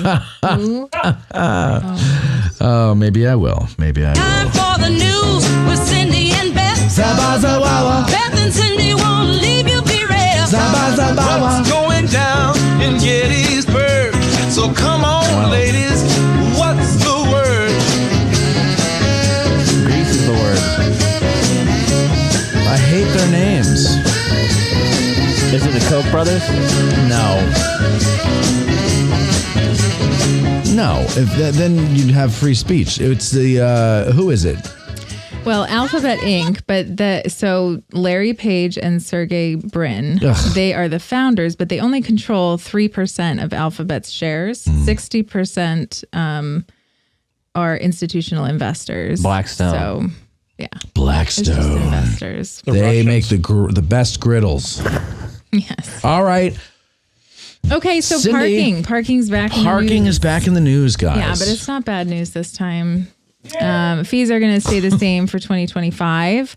Mm-hmm. Great. So, well, So it's still $30 for a minute. Yes. Only a second mortgage still. They did say that one can safely assume that parking will be staying the same. But I will say, like, they discussed a couple of different things. So they're not proposing any changes to parking fees in 2025. However, they do want to discuss how to handle mobile app fee increases. So while they are not looking to increase the parking fees, they are somehow looking to stop paying additional fees on their own. So that'll end up going somewhere. So they're trying to save money on the processing fees that they have to pay. Because it went from 15 cents to 30 cents per transaction that the borough is currently paying. So they're going to get rid of the app? And it says right now it seems we're paying for the parker's convenience to park. Whoa, wait a second. I pay for that. I pay an extra, as a parker, I pay an extra 50 cents every time I use the app. Oh, yeah. They're getting you coming and going. Mm-hmm. Yeah. And yeah, well, that's what happens when they get the apps. I don't understand. Like, what happens to somebody when they run for office, right? And then they achieve the office, and then they completely forget what it's like to be a normal person. Yet they're still paying normal people bills. They're still normal. I mean, especially local. Like, they're still. I'm sure they get free parking passes. No, I'm sure they do, but they still have to. But not when they go everywhere else. My point is, like, what is it that makes them disconnect and lose touch from the Volk like that? And you see it at every level. Absolute power. Yeah, but they don't have absolute power here. They do here. I mean, not really. So I mean, they can't, Fissel, that's the borough parking manager, Becca Fissel. So she also asked council to allow staff to sell local privilege parking permits that are valid for longer than 1 month. She said residents have expressed a desire to pay upfront for 6 to 12 month increments, and council supported that. So that'll happen. They also told council that Gettysburg College requested parking spaces be added along Constitution Avenue. They're strapped for on-site parking during special events, and they would benefit from the current no parking zone. Fissel believes the borough could fit 50 spaces there, but it was outlawed previously because the street was once narrower. So they're going to work on that request. Also for holiday parking, they expressed support for the free parking near Lincoln Square on Mondays through Thursdays from Thanksgiving to New Year's Eve. That's usual. But Chad Allen Carr, he said, I just don't like that we charge Friday, Saturday, and Sunday. Thank you, Chad. It's a huge boost to our economy to have all the shopping and dining going on and all of the tourists who come to finally. town. Fissel said that Garma requested Monday through Thursday so that locals would benefit and visitors would pay. Carr acknowledged the proposal would be detrimental to the borough coffers. He said shoppers are often confused by the signs, and it's a problem that Moon does not think can be remedied. Oh, it can be remedied. It goes on and on. It can be remedied. Yeah. It's very simple. It's very simple. What's that? Okay. You use your brain. Yeah. When do people want to come and patronize the businesses? In the evening. Right. Right. When do people do business? Before 5 o'clock. 9 to 5, 9 to 6 even. You pay. Because you're doing business. We're assuming you're doing business, right? True. So you're doing business. It costs money to do business. You pay for parking. 5 o'clock, 6 o'clock, 5:30, whatever you want to make it. It's free park. It used to be that way. It used to be free after business hours. You go back to what worked for the people. You don't go what works for the government, because the government is stupid. So who cares that it hurts the borough's coffers? Yeah, well, the borough cares. So council will... Of course they care, because they have lawsuits they have to defend against. Like, if they just manage things right. Yeah. And this isn't just Gettysburg, by the way. not. This is like Certainly from stem to stern, the whole government. And like, if well, they we were just talking about this about Hanover, too, because they have a big thing about downtown and how much it costs, and they don't feel that they're getting as many visitors to the shops downtown because it costs so much to park. The problem is exactly, and these little towns, and Gettysburg is as long as I've been living here has always been very good at this, and I'm sure prior to me moving here they've been good at this, and that is killing the goose that laid the golden egg. Like, they do everything they can to make this inhospitable. Right. You get charged up the ass for parking. You got to pay for parking everywhere. There's nowhere that you can park, and that's prime real estate. So it is, and I understand. I get that. Yeah, no, absolutely. But if you make it difficult for people to patronize those businesses, then the businesses go out. Exactly. Right, and then that looks bad, and the town looks derelict. So, there needs to be a happy medium. Yep. And the town needs to work for the people that put them on the council. They got to stop worrying about the borough and its stupid little coffers, and you got to worry about what works for the people, and then you figure out a way to do it. I don't like how just because you can't figure out how to make things work, you have to charge people more money, raise taxes, you raise the rate of parking or whatever. Sooner or later, people are just going to stop. Right. Well, the council will formally act upon all of these requests during the future borough council business meetings. So Eric, do you want to take the opposing point of view on that one there? Do you like the parking fees? I considered it for a while. Yes. Do you want to defend paying for parking after 5 o'clock? I hate it. It's stupid. Yeah, how much I got to pay. It is. It is. I mean, ridiculous. and I do it. I'm one of the suckers that come in and do it. Sure. Because I want to park somewhere close to where I want to be. Right. Instead of parking 10 miles away and walking. But Scott Burson says park at Little Round Top first thing in the morning and walk into town. You could. That's a good idea. You get some exercise, right? I this morning, I parked all the way over behind behind ABC and walked all the way to the center of town because it was the only place I could park all day I didn't have to take a mortgage out for. Was it as easy as 1, 2, 3? Yeah. Parking at ABC. Yeah. Yep. It was. That was clever, Colby. I'm always clever. Okay? That was cute. Always. So Gettysburg rezoning project deep dives into building height discussion. So that's the next part of it. We talked about some of the different things that they were doing before, but they met for nearly 3 hours on Monday, September 16th, to continue the discussions of the borough's comprehensive rezoning project. So in the revitalization district, because there's many different districts, back in 2018, the borough passed an ordinance to define mixed-use building extended height. This could be applied for via a special exception in the ROR district.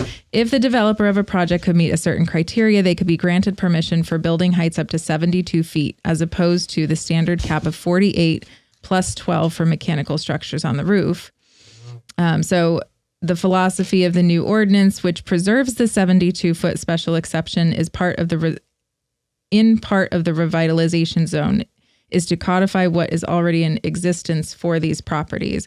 Only 4 parcels located on the west side of Carlisle Street would be eligible for developers to pursue extended height projects. Parcels in the revitalization district on the east side of Carlisle Street are excluded. But those projects would need at least one incentive for the borough in order to be granted the special exception to move forward. So if you remember, we talked about this way back when they were talking about the rezoning and how they were talking about possibly increasing the height allowed for buildings, and there being an incentive now for the borough that essentially the developer has to say, here's something we're going to do for you if you let us build a taller building. So is the incentive that they put an envelope with money in it? And the incentives proposed in the new ordinance are integrated parking, lead buildings, transit facilities, bicycle trail infrastructure. Remember, we talked about that. public green space or affordable housing definitions are included in the draft. So you don't remember talking about that? It was basically like, no, you don't. No. we'll build a bike trail and you can let us do that. You remember? Yes. I so, yeah. So any changes to the ordinance are not affecting the Gettysburg Station property. There's a whole lot of other information on it. It's a very long article, but then the one part it does go into also, sorry, you can go ahead. No, because this is different. I was just going to say, how does that, in maybe that station property that you talked about, which one is the skyscraper they're planning on putting in? Put that to your mouth, please. I am scared to death that if I get too close to this thing, I'm going to get next week, I'm going to have a video on here. Well, you don't have to put up to it when you're not talking. Go ahead, answer his question, please. I don't think I know the answer to that. It doesn't really go into that. I did see something in here about. I mean, it mentioned the east side of Carlisle Street, which is where that was going to go, right? And that was, they said something about that being exempt. The east side is excluded from being eligible for the extended heights. All so right, it's not eligible on the east side. So, but I knew. Oh, go ahead. Well, so they also then talked about the number of people who could live in a house that Bethany was the brothel. Last week. The intent was likely to address groups of unrelated college students living together off campus in residential areas and complaints of causing disruption. So the commission did not reach a consensus on the definition. As someone who was once a victim of college disruption, I can attest to that. But it was never from the kids who lived together. It was from the kids who were walking down the damn street. Right. Right. Yeah, it was the ones going to parties. Yeah, Debbie, go to the microphone there because you now well, you've been there a while. But Debbie's in my old place, so she knows what's what about all that. Now, have you experienced this now 2-3 in the morning? Oh, 100%. Right. And so you're sleeping, you're all cozy in bed, and then you hear, Sweet Caroline, ba ba ba. Pretty sure I've heard that exact song. Is there a porch? I remember a porch. Yeah. Back, but like kind of down past the dumpster on the other side and on the back porch where people were hanging out having parties. No, the place that Debbie's now in has a front porch and it's a side porch. Yeah. Right. I'm saying the other building where there were college kids there. Yes. Yeah, I think at the end of the row is a bunch of college students. Yeah. Are they wild? I don't notice them too much during the week. They're more on the weekend. Right. So I've been lucky because every year that I was there, the kids in that house were always very polite. And in fact, like 2 years in a row, the kids that lived there came over and knocked on our doors and said, here's our phone number. We're probably not going to have parties, but if we ever do, please don't call the cops on us. Like, let us know first if we're too loud.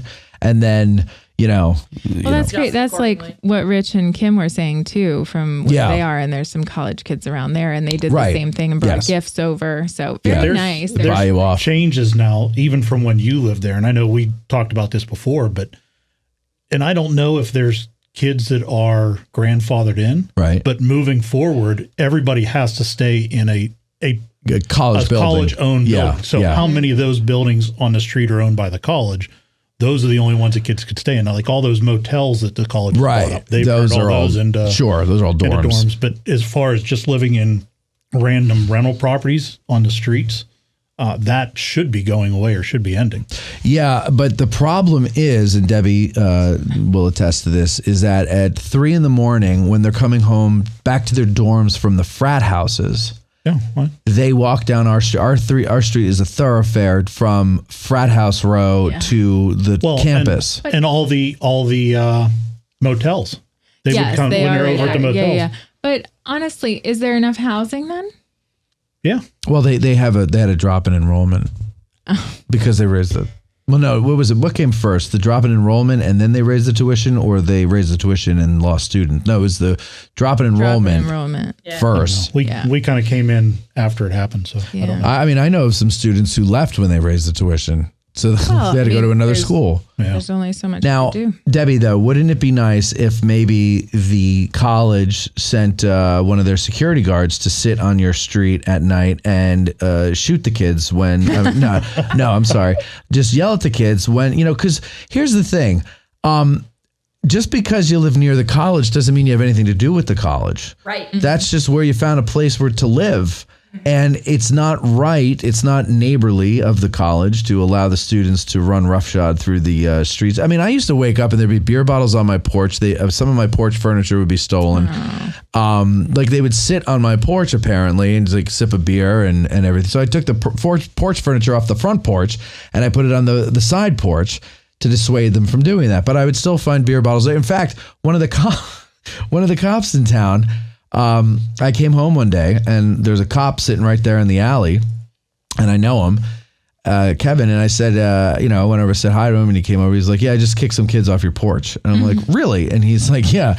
And he's like, I know that you live here. So I know it's not their porch. And so I went up and, said, is this your porch? And they're like, oh, no. And he's like, no, I know it's not. So get off. It's, So, yeah, wouldn't it be nice if there was something that maybe even the town did if they just had an officer just between 2 and 3 o'clock in the morning, Thursday, Friday, Saturday night? I know that's impractical, but...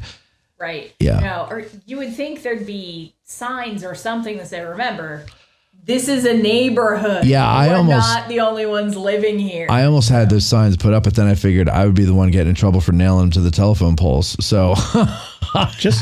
Hey Debbie, I'll put a Ring doorbell on the front of your house and I'll watch. And whenever Elizabeth walks by and it's her being rowdy, I'll just call her immediately Elizabeth, and say, you could just yell at her through the ring. Out, Yell at her through the doorbell. I could, yeah. I could just do that. I wonder how many times it's her walking by.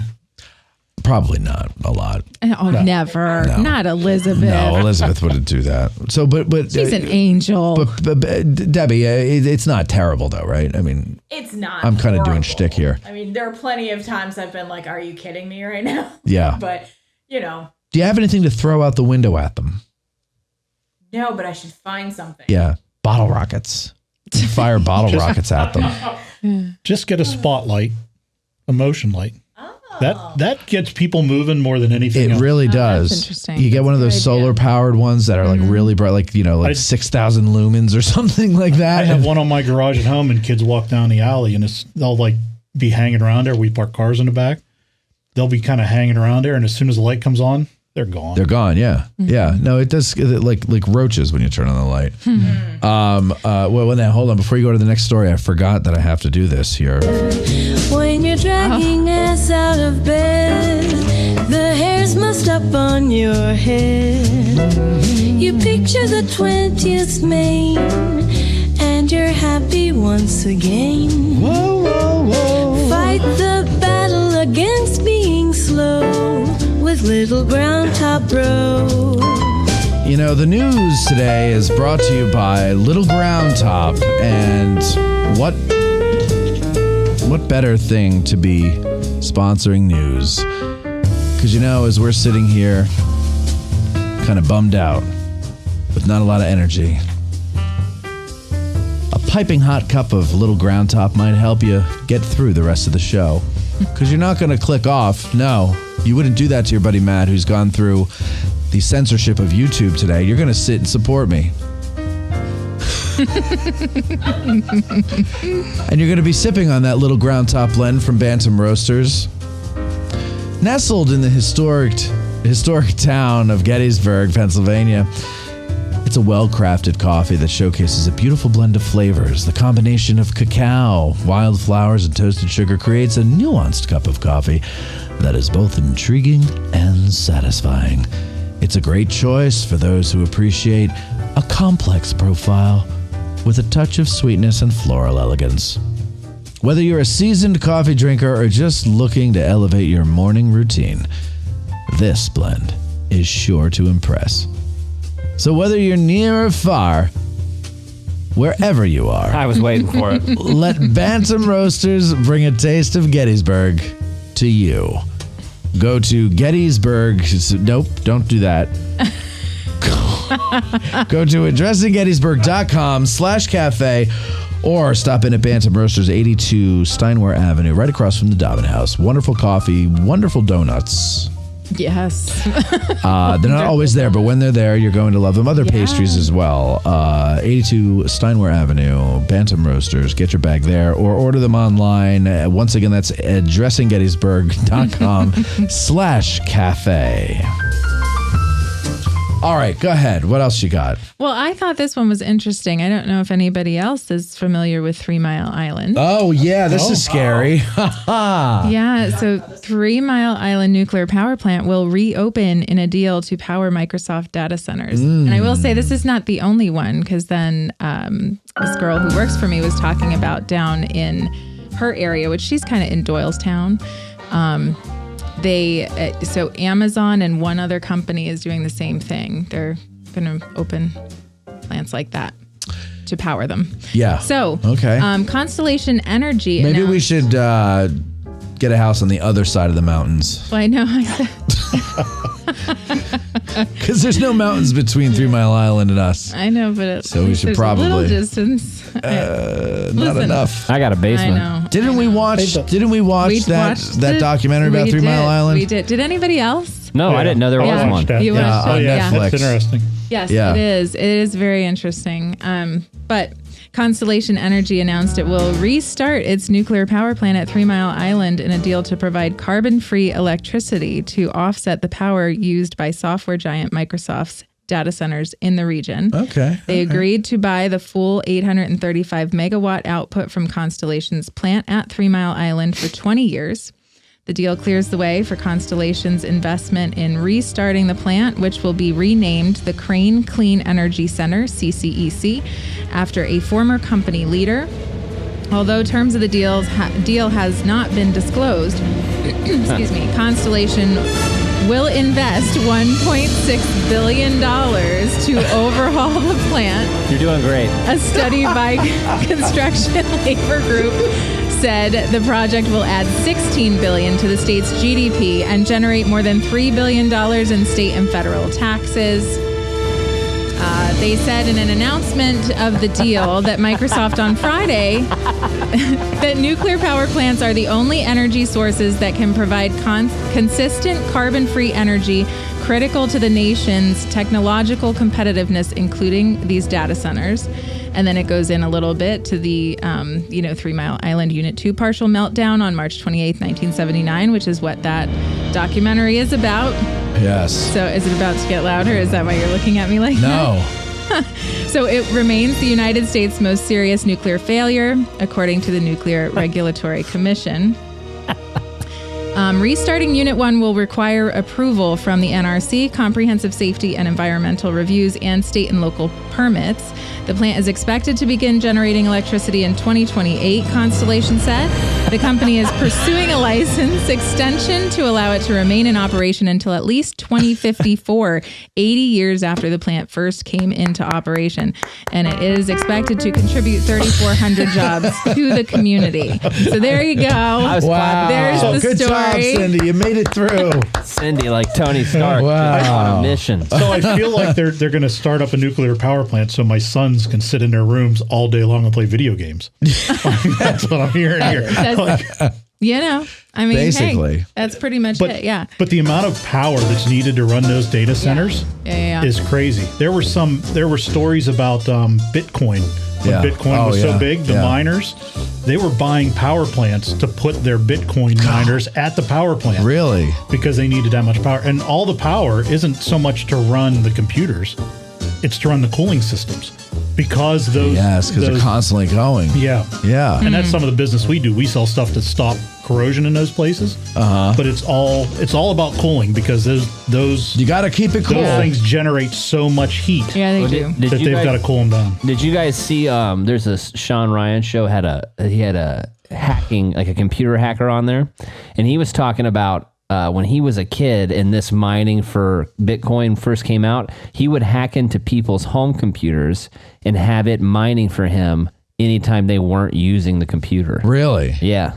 I wish I was that smart. It's crazy. Yeah. I wish you were that smart. I wouldn't even think of that.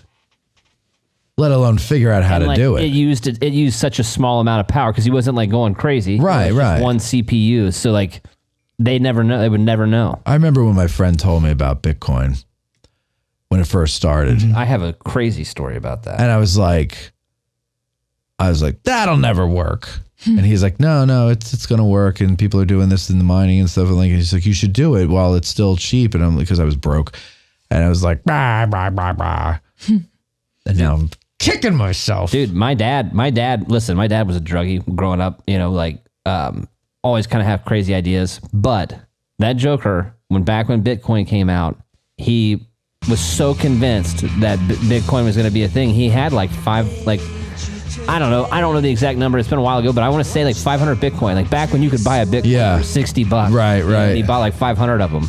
Granted, he used all of them, of course, to gather drugs from like the dark web. But I think Jesus to gather drugs from the dark web. Yeah, the dark web is so people would use Bitcoin to purchase things off the dark web back then. I don't understand this world. This is why I study the Civil War. Because I don't understand this world. It scares me, frankly. Did you see the video the other day? It was down in Texas. There's a guy holed up in a motel room and a robot arrested him. No. So like they RoboCop? No. So it wasn't a humanoid type of robot. It was, like a number Johnny 5 type of thing. It was, like they do with the bomb squad, the little rovers or something.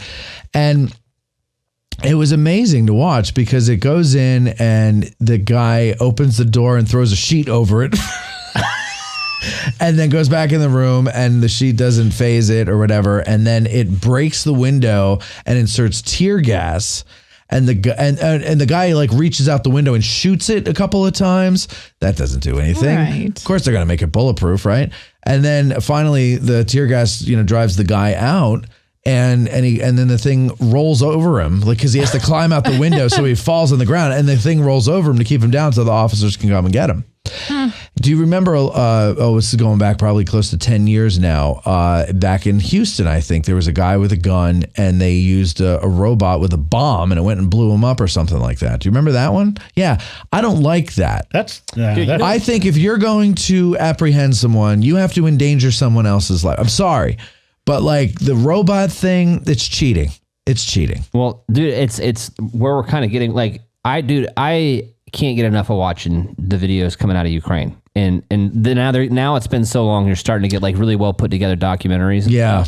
How about that? Like you talking about the drones with the grenades? Well, I was watching. Everybody's seen it, so I'm not spilling anything new. But I was watching this recent documentary made about it, and it's crazy how, we see a video of a drone every once in a while taking out somebody by a tank or in a trench or whatever. Yeah. But how actually consistent it is of a problem on the battlefield for these guys and how cheap those drones are. Right. And you're just throwing some plastic explosive on there and sending it out to detonate on impact, right? Right. And these guys will just, they have certain stretches that go for miles where they can't drive, they can't do anything. They can't move above ground. Otherwise, you will be killed by a drone. Yeah. And you can hear them. Yeah. Have you seen the videos of guys trying to shoot them down out of the air with their guns? No. As they're they'll be running away from it backwards, trying to shoot it at the last minute, and it'll kill them. I don't think that's fair either. A war is anything's fair in war. Yeah, I know that, but I mean, isn't there a video on YouTube of Matt throwing rocks at one on Little Round Top? I was on Little Round Top one time, and I'm standing there talking to like 3 or 4 people, and I'm leaning on the railing around the 44th New York Monument, and I hear zzz. I'm like, what the hell is that? I turn around and there's a drone hovering behind us, like 10, 15 feet behind us, pointing at the monument and all of us. And I was like, everybody pick up a rock and let's throw it at him, because you're not supposed to have him, number one. What you don't know is that there was somebody at the Park Service trying to decide whether or not to hit the kill button while it was videoing you, because you just got done doing a video complaining about permits. No, that was... about permits. Yeah. Probably. It was a Park Service sniper drone. They were trying to get clearance from the White House. Can we take the shot, sir? What? Hey. Go ahead, Cindy. What else All right, you got? so we're on to events. Yes. And the first one is this Saturday is National Public Lands Day, which is through the Gettysburg Foundation. It's from 8 a.m. to 12:30 p.m. Come on, man. Join Mr. us in President, do we have Gettysburg permission? On the this on. National Day of Volunteering. Gettysburg National Military Park and the Gettysburg Foundation are looking for 50 volunteers to participate in helping to clear woody vegetation, Who's he? saw cut and haul the cut debris in the area known as the slaughter pen near the foot of Big Round Top. Mr. Vegetation, we need you to leave. Work will take place on rocky and uneven terrain. Volunteers should wear long pants and sturdy shoes, and long sleeve shirts are recommended. Reserve your spot today. Show your appreciation for our public lands and participate in this cleanup project on the Gettysburg battlefield. And that, again, is through the Gettysburg Foundation. So you can head over to their website or to their Facebook page, and they do have an event on there to give you more information on that. Wasn't Woody Vegetation a folk singer in the 60s? Yeah. I think so. And his son, Arlo Vegetation. So the Adams County Chiefs of Police, did you want to add something? Well, Bethany is in the comment Oh, is section. she? So I told her hello, we were Beth. on How are you Facebook. doing? Oh, Hi, okay. Beth. She says, I leave them alone for one show, and this is what happens. Listen, I was saving that Gettysburg Foundation event for you to do because I figured you'd bring it, but I had to do it for you. So there you go. Got a little plug. Adams County Chiefs of Police is having their 9th annual National Coffee with a Cop Day on Wednesday, October 2nd. It is Little ground top coffee with a cop? It's at Bantam Roaster. Well, so maybe they'll get you a should bag of suggest Little that. Ground Top. Please come join Adams County Law I have made Enforcement about 15 cups of Little Ground Top. for a cup and some conversation. It is, again, at Bantam Roaster, 82 Steinway Ave in Gettysburg from 9 a.m. to 11 a.m. October 2nd. Members of several police and law enforcement agencies from around Adams County will be present to chat, answer questions, and enjoy some good coffee. So it is Little Ground Top then. There you go. Coffee will be provided. Specialty drinks can be purchased. Please join us. It's sponsored by the Adams County Chiefs of Police Association with the assistance of Bantam Roasters. Dolly. I do want to tell you, I do want to say, that Little Ground Top sounds so good, I've seriously considered buying it like 3 times. Well, you should buy it. You're a prick. I don't drink coffee. I know You don't you drink don't coffee, drink it, but you I know. should still buy it. You should maybe does make some Melissa? friends who do. No? Nobody in my house drinks coffee. Why don't you make a friend who drinks Well, I coffee think- and then buy it for them? I think if you I do tried have friends that it, drink you would coffee. change your mind. Well, there you coffee. go. That's how good it is. Does it taste like beer or tea? It tastes like hints of cacao, wildflowers, and toasted sugar. Toasted sugar. It's nuanced also. And I also detect black pepper. It is just a good cup of coffee. It is a good cup of coffee Yeah. for sure. Can't read math. No, he can't read math. Poker face. She doesn't love nobody. That was great. Go ahead. I have a question for you, Matt. Yes. This is something I was thinking about the other day. I'm kind of looking at because Taylor had never seen this movie and we just watched it. And I know you're a humongous fan of this. Yes. Tombstone. Yeah. So the scene where Johnny Ringo goes to goes into the woods to meet up with Wyatt Earp, but it ends up being Doc. Spoiler alert. Right. That little exchange between the two of them. I never saw the movie. What do you have like a line that really seals the deal? Yo, Daisy, if you do, isn't that from that? Well, yeah, the whole thing goes. It starts out with Johnny Ringo saying something like, "I didn't think you'd show," and then Doc Holliday goes, "Well, I'm your Huckleberry." It's like how it starts. He's coming out of the shadows, and he's like, "I'm your Huckleberry," and then it goes. Does he say, "Well, Johnny Ringo"? It looks like you somebody just look walked like, over yeah, the yeah. Yeah.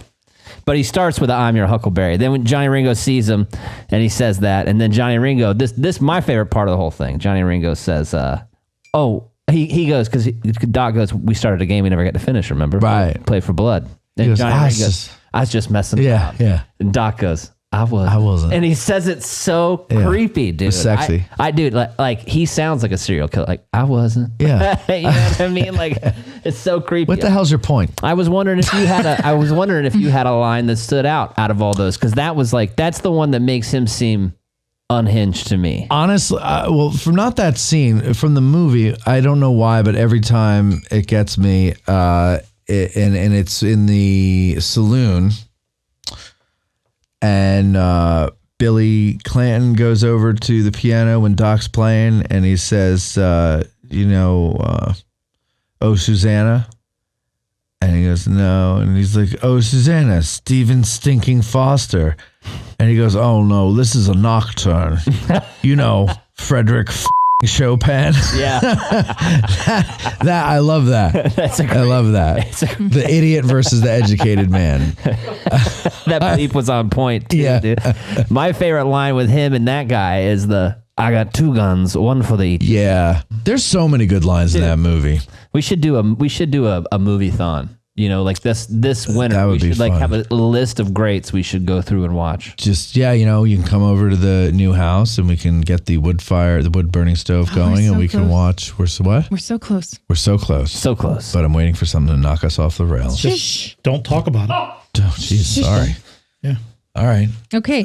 Battle Next, of the go Bands on. by Gettysburg Bike Week.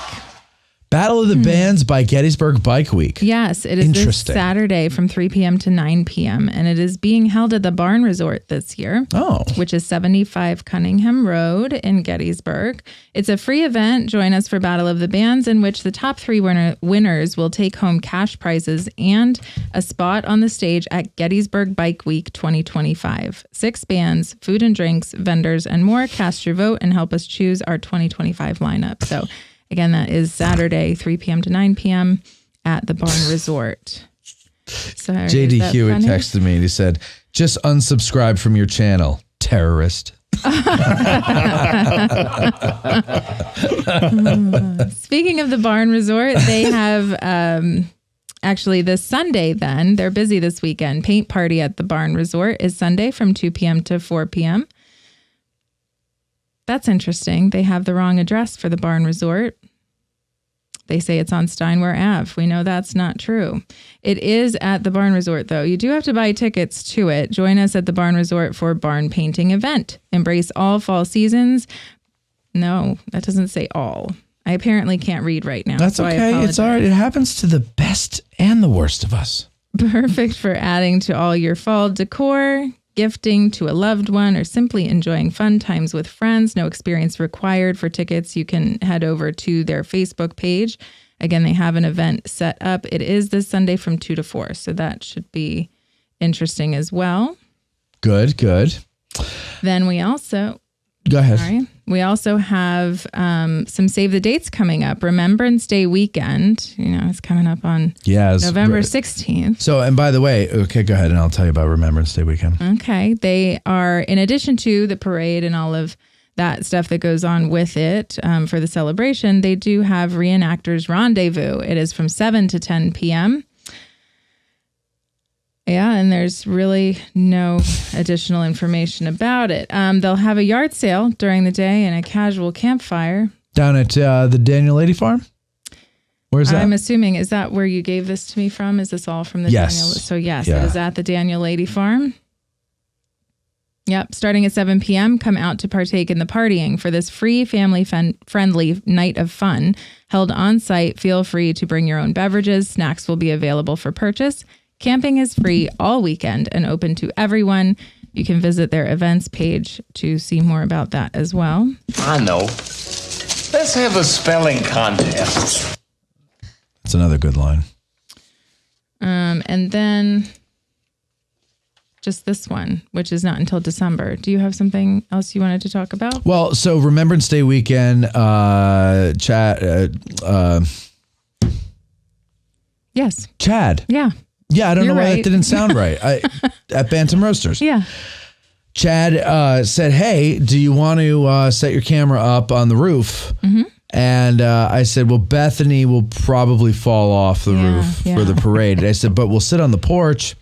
And he said, okay, so we're going to set up at Bantam Roasters to get the parade. I spoke with our friend Mark. He's going to let me know if he's available to bring his live streaming equipment and second camera. So we'll have a 2-camera shoot possibly. And it might be a live stream. If not, we'll record it and then I'll run home and edit it really quick and put it up. So we will be covering the Remembrance Day parade from down there. And what else did I want to tell you about Remembrance? That's it. That's all I wanted to tell you was that. So you can look forward to that. It might be on our YouTube channel. It'll also be on our Rumble channel. That reminds me, I got to ask you later. About what else goes on that week? If you ever heard anything about it. I don't want to say what it is yet. Well, there was certain probably didn't because I don't know what you're talking about. At CWI, we talked to somebody about. Yes. I do believe that is happening. I got to make hotel reservations. If yes. You're gonna do well, that. If you. I do. I think. I'll tell you the Lincoln Forum. Yeah. And we're going to cover that. And I spoke with Wendy Allen about teaming up with her in her room because she's got like one of those meeting rooms. I just have to make sure it's big enough. Yeah. I told her I don't want to intrude on whatever you've got going on. And also, I don't want people intruding on what we got going on. But I think it's too late for us to get our own room. Yeah, you should stay anyway because do you go to the parade usually? I've never been down to the parade. It is honestly delightful. Coming from me, and I think Melissa would enjoy it as well. It is my favorite parade. Really? It's my favorite parade. Why? What was that? Did you?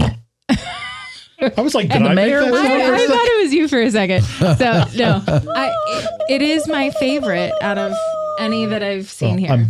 I'm running. I've been here 4 weekends in a row. I'm running very thin this isn't until November, so but tell her she would enjoy it as well. Yeah, bring her. It really is a great. And parade. you need to get a double wide or something down here, or you come down so much. You're spending so much money on hotels, and the rates always change. You need to. You need to find a. I've considered it, but I've got the place up north to pay for all the time, so I have another place to go to. Yeah. Well, I mean, this is kind of an odd month too. There's just, and some of the stuff I was just down here for a day or, but anyway, so a lot of different things. You said that Elizabeth said that I was mentioned at the memorial service. Oh yeah. And I did ask her about that again. I said, was it Matt specifically, or was it the show? And she said, actually it was both. And then she proceeded to say, did she remember what was said? Of course not. What you're talking about? Nobody remembers anything. No, it's all right. Go ahead. Yeah, but go ahead. Then she said what?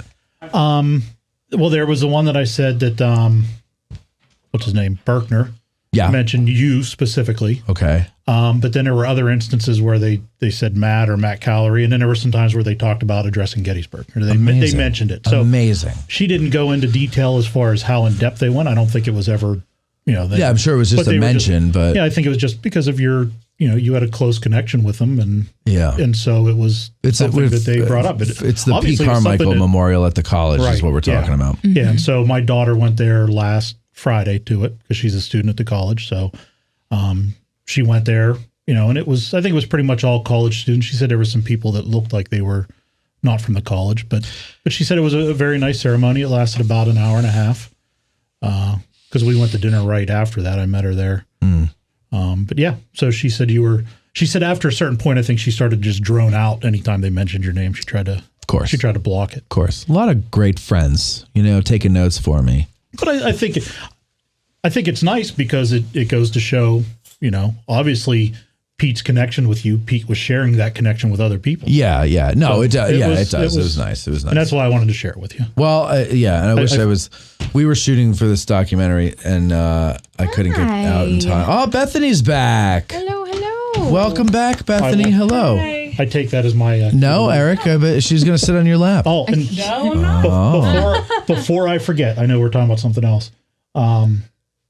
Roseanne Zyko? Yes. Says hi.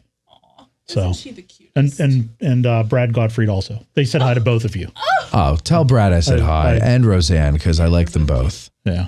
Yeah, that's very nice. They were tour guides this morning. Oh, okay, good. No, you're in there. You're in there. You're in there. The only other thing was Pippin Fest is this weekend. Yes. Now, have we gone to that? We didn't go to that. It was raining, wasn't it? What is Pippin Fest? It's out in Fairfield. Mm-hmm. It's a celebration of community harvest and tradition. Oh. And they love Scottie Pippen once passed through Fairfield, and it was like a very exciting day for everybody there. Scottie Pippen didn't get a fair shake and win all those Bulls championships. Yeah. There was that other guy. He wasn't bad. I'm surprised you know who Scottie Pippen is. I know who people are. I believe him. I don't. I couldn't tell you anything he did. What does he play? Does he play tennis? No, of course he was a football player for the Chicago Bears. Now there's a big thing about, is it his ex-wife? Scottie Pippen? Yeah, she's got her own show or something now. Well, his ex-wife is with Michael Jordan's son, right? That's Oh, man. I didn't hear that. Yeah. I did. Yes, I did hear that. Never heard. Oh, wow. You didn't hear that? I heard that. Yeah. Yeah, they're together. Mm-hmm. Yep. It's a thing. So it is Saturday and Sunday from 9 a.m. to 4 p.m. downtown Fairfield. Live music, artisan crafts, delicious food, blah, blah, blah. It is a nice. Yeah. If the weather's nice, it is a nice event. Fairfield is a great little town. Some of this stuff also at the Mansion House. They've been really talking about it a lot too. So there's a lot going on down there. My week. friend, Taris, has a friend who lives right across from the Mansion House. And every time I've gone, we've hung out there. He's got food and everything. I knew a person that drove past it one time and saw it. What? All right, let Bethany sit down. No, you told me I didn't have to. No, really, get the fuck out of here. You do need to sit here, not me. Yeah, no, we want to hear Bethany's update here. We missed you, Beth. Now we can start the show. Yeah, and I was blamed for you not being here, just so you know, because I'm the bad luck person. Yeah, He is bad luck. I'm also the All right, secret we ready to friend start? that says I'll From the Gettysburg Museum of History. That was all just the warm up. It's Gettysburg 5, just so you know. Elizabeth said hi. Oh, my wife said hi. All right, Beth. So what happened? Uncle fell down the stairs. Fell down the stairs. Did you push him? No, he was. How did he fall down the stairs? Walking downstairs. Also, was it the same stairs? No, that it was you not. fell down. Was he carrying a cat caddy? No, he was carrying his stuff from lunch. Okay, And he went lunchbox. downstairs to do, wash his dishes, and he missed the last 2 steps I've done that before. and just landed. And So he tumbles, plates go flying. Yeah. And you say, "What was that?" And No, I you wasn't come around there. the corner. No, Oh, so who I was get there? a text message from his landlord Okay. at 5:15. This happened at 1:30. Oh, this isn't at your house. Oh my gosh. Yes. This happened at 1:30. At Okay. 5:15, I get a text saying, "Just so you know, your uncle fell down the stairs, and he thinks he needs to go to urgent care." Oh no. And I'm like, so that's when I called you. So, wait, you called me at like 5:15. Yeah, that's right. Yeah. I thought of you immediately and called. Thank you. Yeah. Because I was relying on it was my you. responsibility. Exactly. Well, all right, and he's okay. So you go to the ER. Tell us the story. You go to the ER. You We take go him to to the ER. urgent care. This was kind of funny, actually, because we go to urgent care. There's no real wait. We were probably there for 10 minutes waiting. And a bunch of people had gone in and out. And then we go out. He says, "You're going to go up to get an x-ray. They're going to give you one of those ticket to rides." Remember I told you about the ticket to ride? And that I'm What is now that? a fall risk. Remember last week I got a ticket to ride when I went? Got a ticket to ride. You don't pay attention when I talk. And then it's very It's obvious. funny. That's exactly what I said. Yeah. I feel for you, sweetheart. He listens when it's important. Yeah. Yeah. Nothing I say is important. So there you go. Oh, no. So they gave us a ticket to the ride, and they had run out of tickets to ride because there were 5 people that all needed to go to imaging at the same time. So we had a conga line of imaging. Luckily, Uncle could walk. One of the other people could walk. So we're all pushing wheelchairs. Oh, my gosh. Up there. People I don't know just pushing their wheelchair up to Oh imaging. my God, that sounds. It was quite fascinating, but they got us through pretty quick considering that we inundated them all at we one time. actually thought you would take longer. Yeah. Yeah. But it wasn't broken. It's not. That's good. That's very good. And I love him with all my heart and soul, but with his cognitive thing Yeah. he has. He didn't know he fell. Well, no, as soon as the doctor said it wasn't broken, suddenly he could move it just fine. Really? Yeah. And before that, Yeah. was he like... He can't move it past here. Yeah. But he could stop the door from hitting him with it and all kinds of stuff. And I was like, he's fine. Uncle. God bless him. That's why you were like... Yeah, I'll it's be not there. that big of a deal. Yeah. Well, would you like to hear? I how hear there was an issue.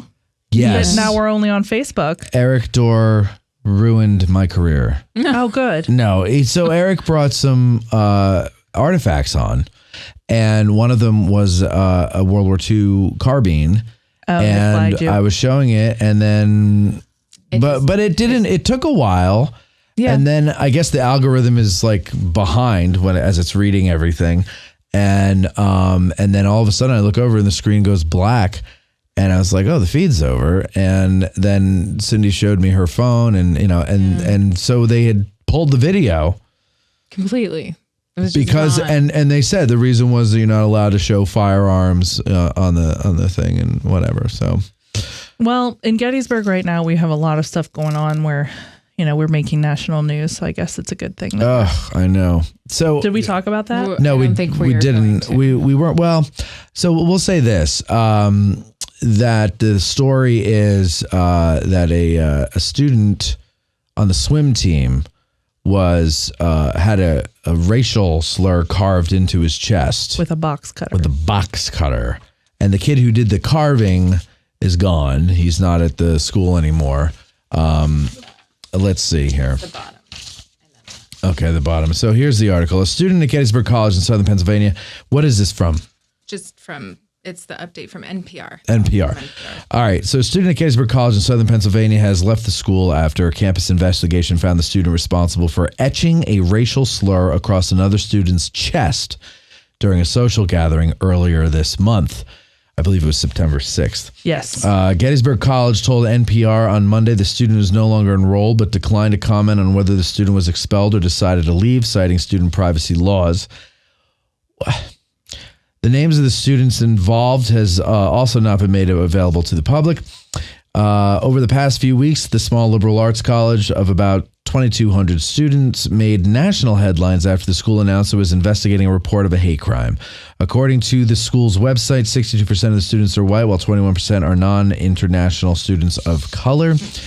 The incident occurred on September 6th, there you go, during an informal gathering among the men's swim team at an on-campus residence, according to the statements made by the college and the victim's family. There, a student used a box cutter to write the N-word across their teammate's chest. The victim's family wrote in a statement published Friday in the campus newsletter, the Gettysburgian. The family added that their son was the only person of color at the gathering. Quote, the reprehensible act was committed by a student athlete, someone he considered his friend, someone he trusted, the family said, according to the paper. The incident was later reported by upperclassmen students from the swim team, and they were applauded by the Gettysburg College president, Bob Igliano. All right. There's no G in this. Oh, maybe I'm wrong. Well, maybe they're wrong. In an email, we'll just call him Bob. President Bob. In an email to the campus community about the situation on Thursday, Bob added that 2 students have since been suspended from the swim team. 2 students have been suspended. Right. Okay. Well, I've heard so many different things. So here's from the this. thing, though. That was the original, right? That was it. And that was because the actual victim was also. Yes. So it was the victim and the. On Monday, Jamie Yates, the college chief communications officer and marketing officer, told NPR the investigation was close to being finished. Once it's closed, the school plans to work with the family about, quote, how most constructively to move forward, end quote. Quote, those conversations have already begun and will continue. Both parties understand that this process will take time and are committed to working together, Yates said. In their statement to the Gettysburgian last week, the victim's family said their son chose to attend Gettysburg College because he felt more at home on this campus. Since enrolling, both their son and his family have felt welcomed by students, parents, and staff. They added that the past few weeks, some classmates have reached out to their son to check in on his well-being, while others have chosen not to associate with him. That is a reprehensible story, and it's embarrassing. Mm-hmm. It's embarrassing, and it's embarrassing to who? It obviously the college. It's embarrassing to the college, but how can they possibly have prevented that? But it's still an embarrassment that idiots like that get into that school, Or anywhere. Honestly. I'm talking about the kid who did the carving. Yeah.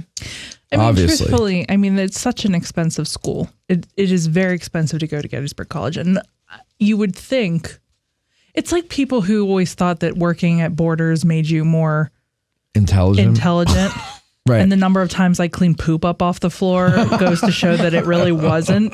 So a college is a college is a college. I don't care how much you pay for it. you're going to have the same things happen. No, and that's true. That's true. It's the society that's ill, and these stories are examples of that. You know, I mean, not everybody. No, I don't know anybody who would do that. I hope I don't know anybody that would do that. Like I said last week, I knew people in high school who did it voluntarily and consensually to each other. And they would they did their names in their arms, and then like a couple months later they'd come in with like another word. Like it was weird. It's weird. People are weird, and that's why I'm like, you don't know what it is, but why the hell would you do that? Like, why would you think that is a good idea to write that, to do that to anybody? I don't care if you wrote love. Like that's nuts. Mm-hmm. It's very, very disturbing and very embarrassing. It is. Yeah. There's not much to say about it. No, and that's literally when I went to look for news. That was literally the only thing that came up. Well, you missed all my good news. Yeah. What did you have? I had. Don't start that again. Here, we're going to talk about the news. Again. I'm sorry. I apologize that you just didn't enjoy my news. Oh my gosh, I can see him. Let me tell you, I thoroughly enjoyed your talk about Tombstone. It is entertaining, unlike the news. Not your news, though. Cindy, your news is great. Yeah, I'm not talking. I'm just saying news in general. It's really not that much fun. I don't know how I feel about this at all. Beth, tell me what this is. Oh, you missed this. Is this me breathing? Yes. When am I doing this? Wait, listen. You'll figure it out.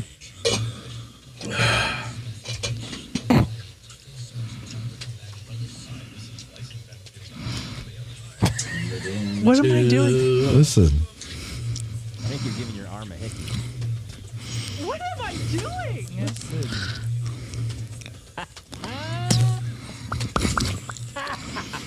I'm never doing this. I'm never going near the microphone again. Oh, it's during the intro? That's just how I sound? I'm so sorry. No, listen.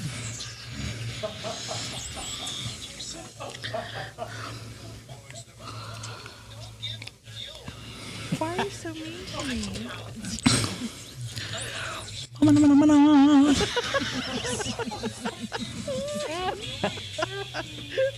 Why are you so mean?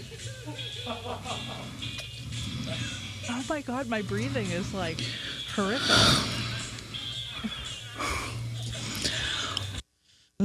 Do you have sleep apnea or something? Or he said that you were taking a nap. You're like his sister, so there you go. I just am a loud breather. I get. I thought it sounded like you were giving your arm a hickey. No, I'm constantly. I do hear constantly myself breathing. Yes. Yeah, I do hear myself sometimes on the microphone, like my breathing come through. So I try to like. Yeah, move back from it. I can sing high, I can sing low. I can sing high and sing low. What am I doing? Red leather, yellow leather. And then here you are cracking up at my muscles. And here you are professing your love. Oh my God. Oh, I love you so much.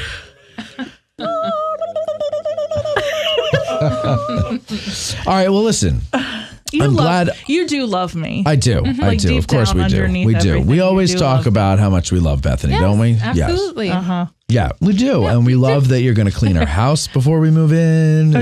Oh, yeah, we should talk about it. We'll talk about it at dinner. A lot to talk about. We do. I am glad to hear that Uncle is not hurt. Uncle is fine. And thank you to John B., who actually said, feel better, Uncle, in the comments. I did see that earlier. That was nice. John B. is actually a nice human. He is a very nice human. Like all the rest of you people.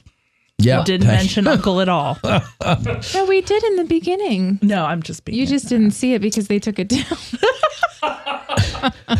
Real rebels over here. Yeah. All right, let me just check the comments here. You put YouTube in the penalty box, doing some clearing.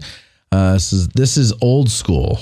What is Ricky talking about there? This is old school. Didn't you used to stream on Facebook? You did Facebook Live when you first did the show with Eric. Oh, that's right. Yes, we originally did it on Facebook. That's right. Amen to Rick Fowler. Okay, gotcha, Mikey. Any last minute prep for the... Okay, you guys are talking there. Perhaps a blank ride-along plum run. What is that? Oh, canoe ride. Ricky Fowler just said, okay, so you guys are reenacting. Okay, Ricky Fowler, good call. I wish I could hang it great. I did make a comment. I said, yeah, leave for one show. And I saw that. I saw that. Marie Bingaman says, sorry, Bethany, I was stirring lemon curd. That sounds delicious. Oh, yeah, and it takes longer than you think. Yep. To make it thick. Cindy Seriously. had a lemon curd situation. We heard about this for like 3 weeks in a row. Because you can't believe what all the recipes say. That's all I'll say. It takes much longer. Right, Marie? Right. I'm right. Marie is adorable. Are we talking about Marie Callender? And she makes those cards. Marie Claire. She makes beautiful greetings. Yes. We still have her Christmas one on the refrigerator. Yes. And we're going to bring it to the new refrigerator. Yes, we are. All right. Well, listen, guys, I have to say to those of you who followed us over on Facebook, or maybe weren't even following us over, but found us on Facebook, thank you. I'm going to try to simulcast to YouTube and Facebook. So if one kicks us off, you can go to the other. Yeah. What if they both kick us off? Well, that would be interesting. Well, then you know you're doing something right. Yeah. But also, like I said, we're going to, I'm going to try to figure out what my password is to my Rumble account. And I'm going to go in there and start populating that with videos and things, because that is, from what everybody tells me, that's like the safe backup to have. There's nothing political about that. So for those of you who can handle opposing points of view, we're not doing any of that stuff. We're just going there so that we can survive. Huh? I was telling her that, she's on camera. Yeah. She's over there sticking her tongue out and stuff. I've been playing with that tape since we started the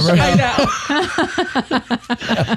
I know, but did you see me? I ripped it with my own two hands. Now you just got to eat some chicken cartilage and you're all good to go. Marie Bingaman says, yes, 3 to 5 minutes, my ass. Right. Yeah. Right. That's what it says, 3 to 5 minutes. 10 minutes later, it's still not ready. Well, and I'm like, what's going on here? That's amazing. I don't know anything about that. But that sounds like a lot of fun. A lot of fun. You guys are having a lot of fun with your bean curd. So much fun. Or your lemon curd. Lemon curd. Anyway, for those of you listening, only, you got to hear the behind the scenes stuff when we went dark and how we were yelling at Eric and blamed it all on him. No, that didn't happen. But yeah. But anyway, we record the videos. So there will be a video version up, and I will stupidly put something over the rifle that got us shut down. I don't know what it would be. A fife? Picture of my face. Bethany's face. But it has to be long. It's a rifle. Have you seen this face? Stretch it out. Stretch your face out. Yeah. Okay, I'll do that. That'll be good. That'll be good. Where are we going to go eat? Spin the wheel. Yes. All right, Debbie, let's go to camera 5. Well, I don't think that we told the audience. Was it? Well, we're going to do that. We're going to do it right now. Here we go.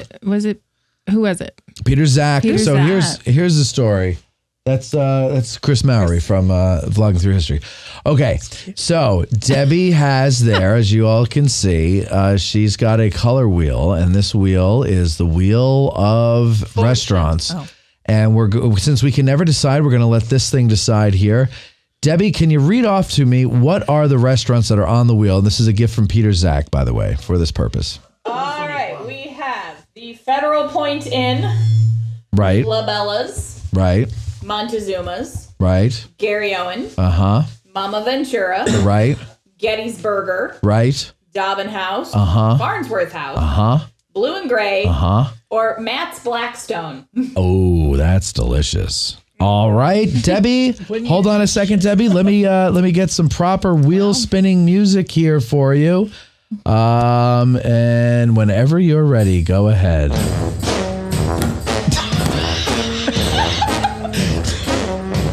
And it's spinning round and round she goes. Where the wheel stops, nobody knows. The music fits, dude. The music fits. Federal Point Inn! Federal Point Inn! All right, I guess we're going to Federal Point Inn.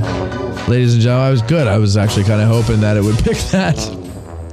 It's a good thing I have it weighted So that That explains a lot. All right, listen. I don't have it weighted. That would be unfair. Bethany, I'm glad that you've joined us. I'm glad that Uncle is okay. Yeah. Next time, tell him to walk it off, okay? Yeah. We will talk to you all next week. Who's our guest next week? Do you know? No. All right, well, you know what? We're just going to have to wait. But there's also history shows coming out on Monday, Patreon, and the free feed. We'll talk to you later. Bye-bye now. AG Today's opening theme is written and performed by Colin Southfield and the Mushroom Country Band. Bumper music is arranged and performed by Billy Webster and sometimes Kevin McLeod. AG Today is produced by Matt Cowlery, Bethany Yingling, Debbie Jones, and Cindy Compton. Engineered by Colby Sumner and maybe sometimes someone else. Guest accommodations are provided by the guests themselves. We'll need a couple thousand patrons to be able to put people up in hotels. Speaking of patrons, maybe you'd like to become one. You'll find plenty of perks over there, not to mention hundreds of episodes that will help you further your Gettysburg and Civil War education. So go to patreon.com/addressinggettysburg. I'm Huevos Grande, the voice of Addressing Gettysburg. Thanks for listening. I can sing high, I can sing low, I can sing high,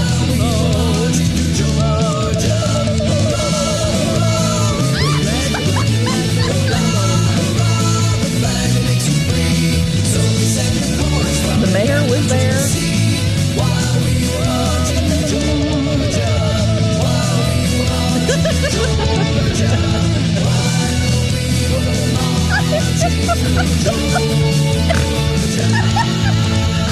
I'm from Clarion. Oh my God! This concludes our broadcast day.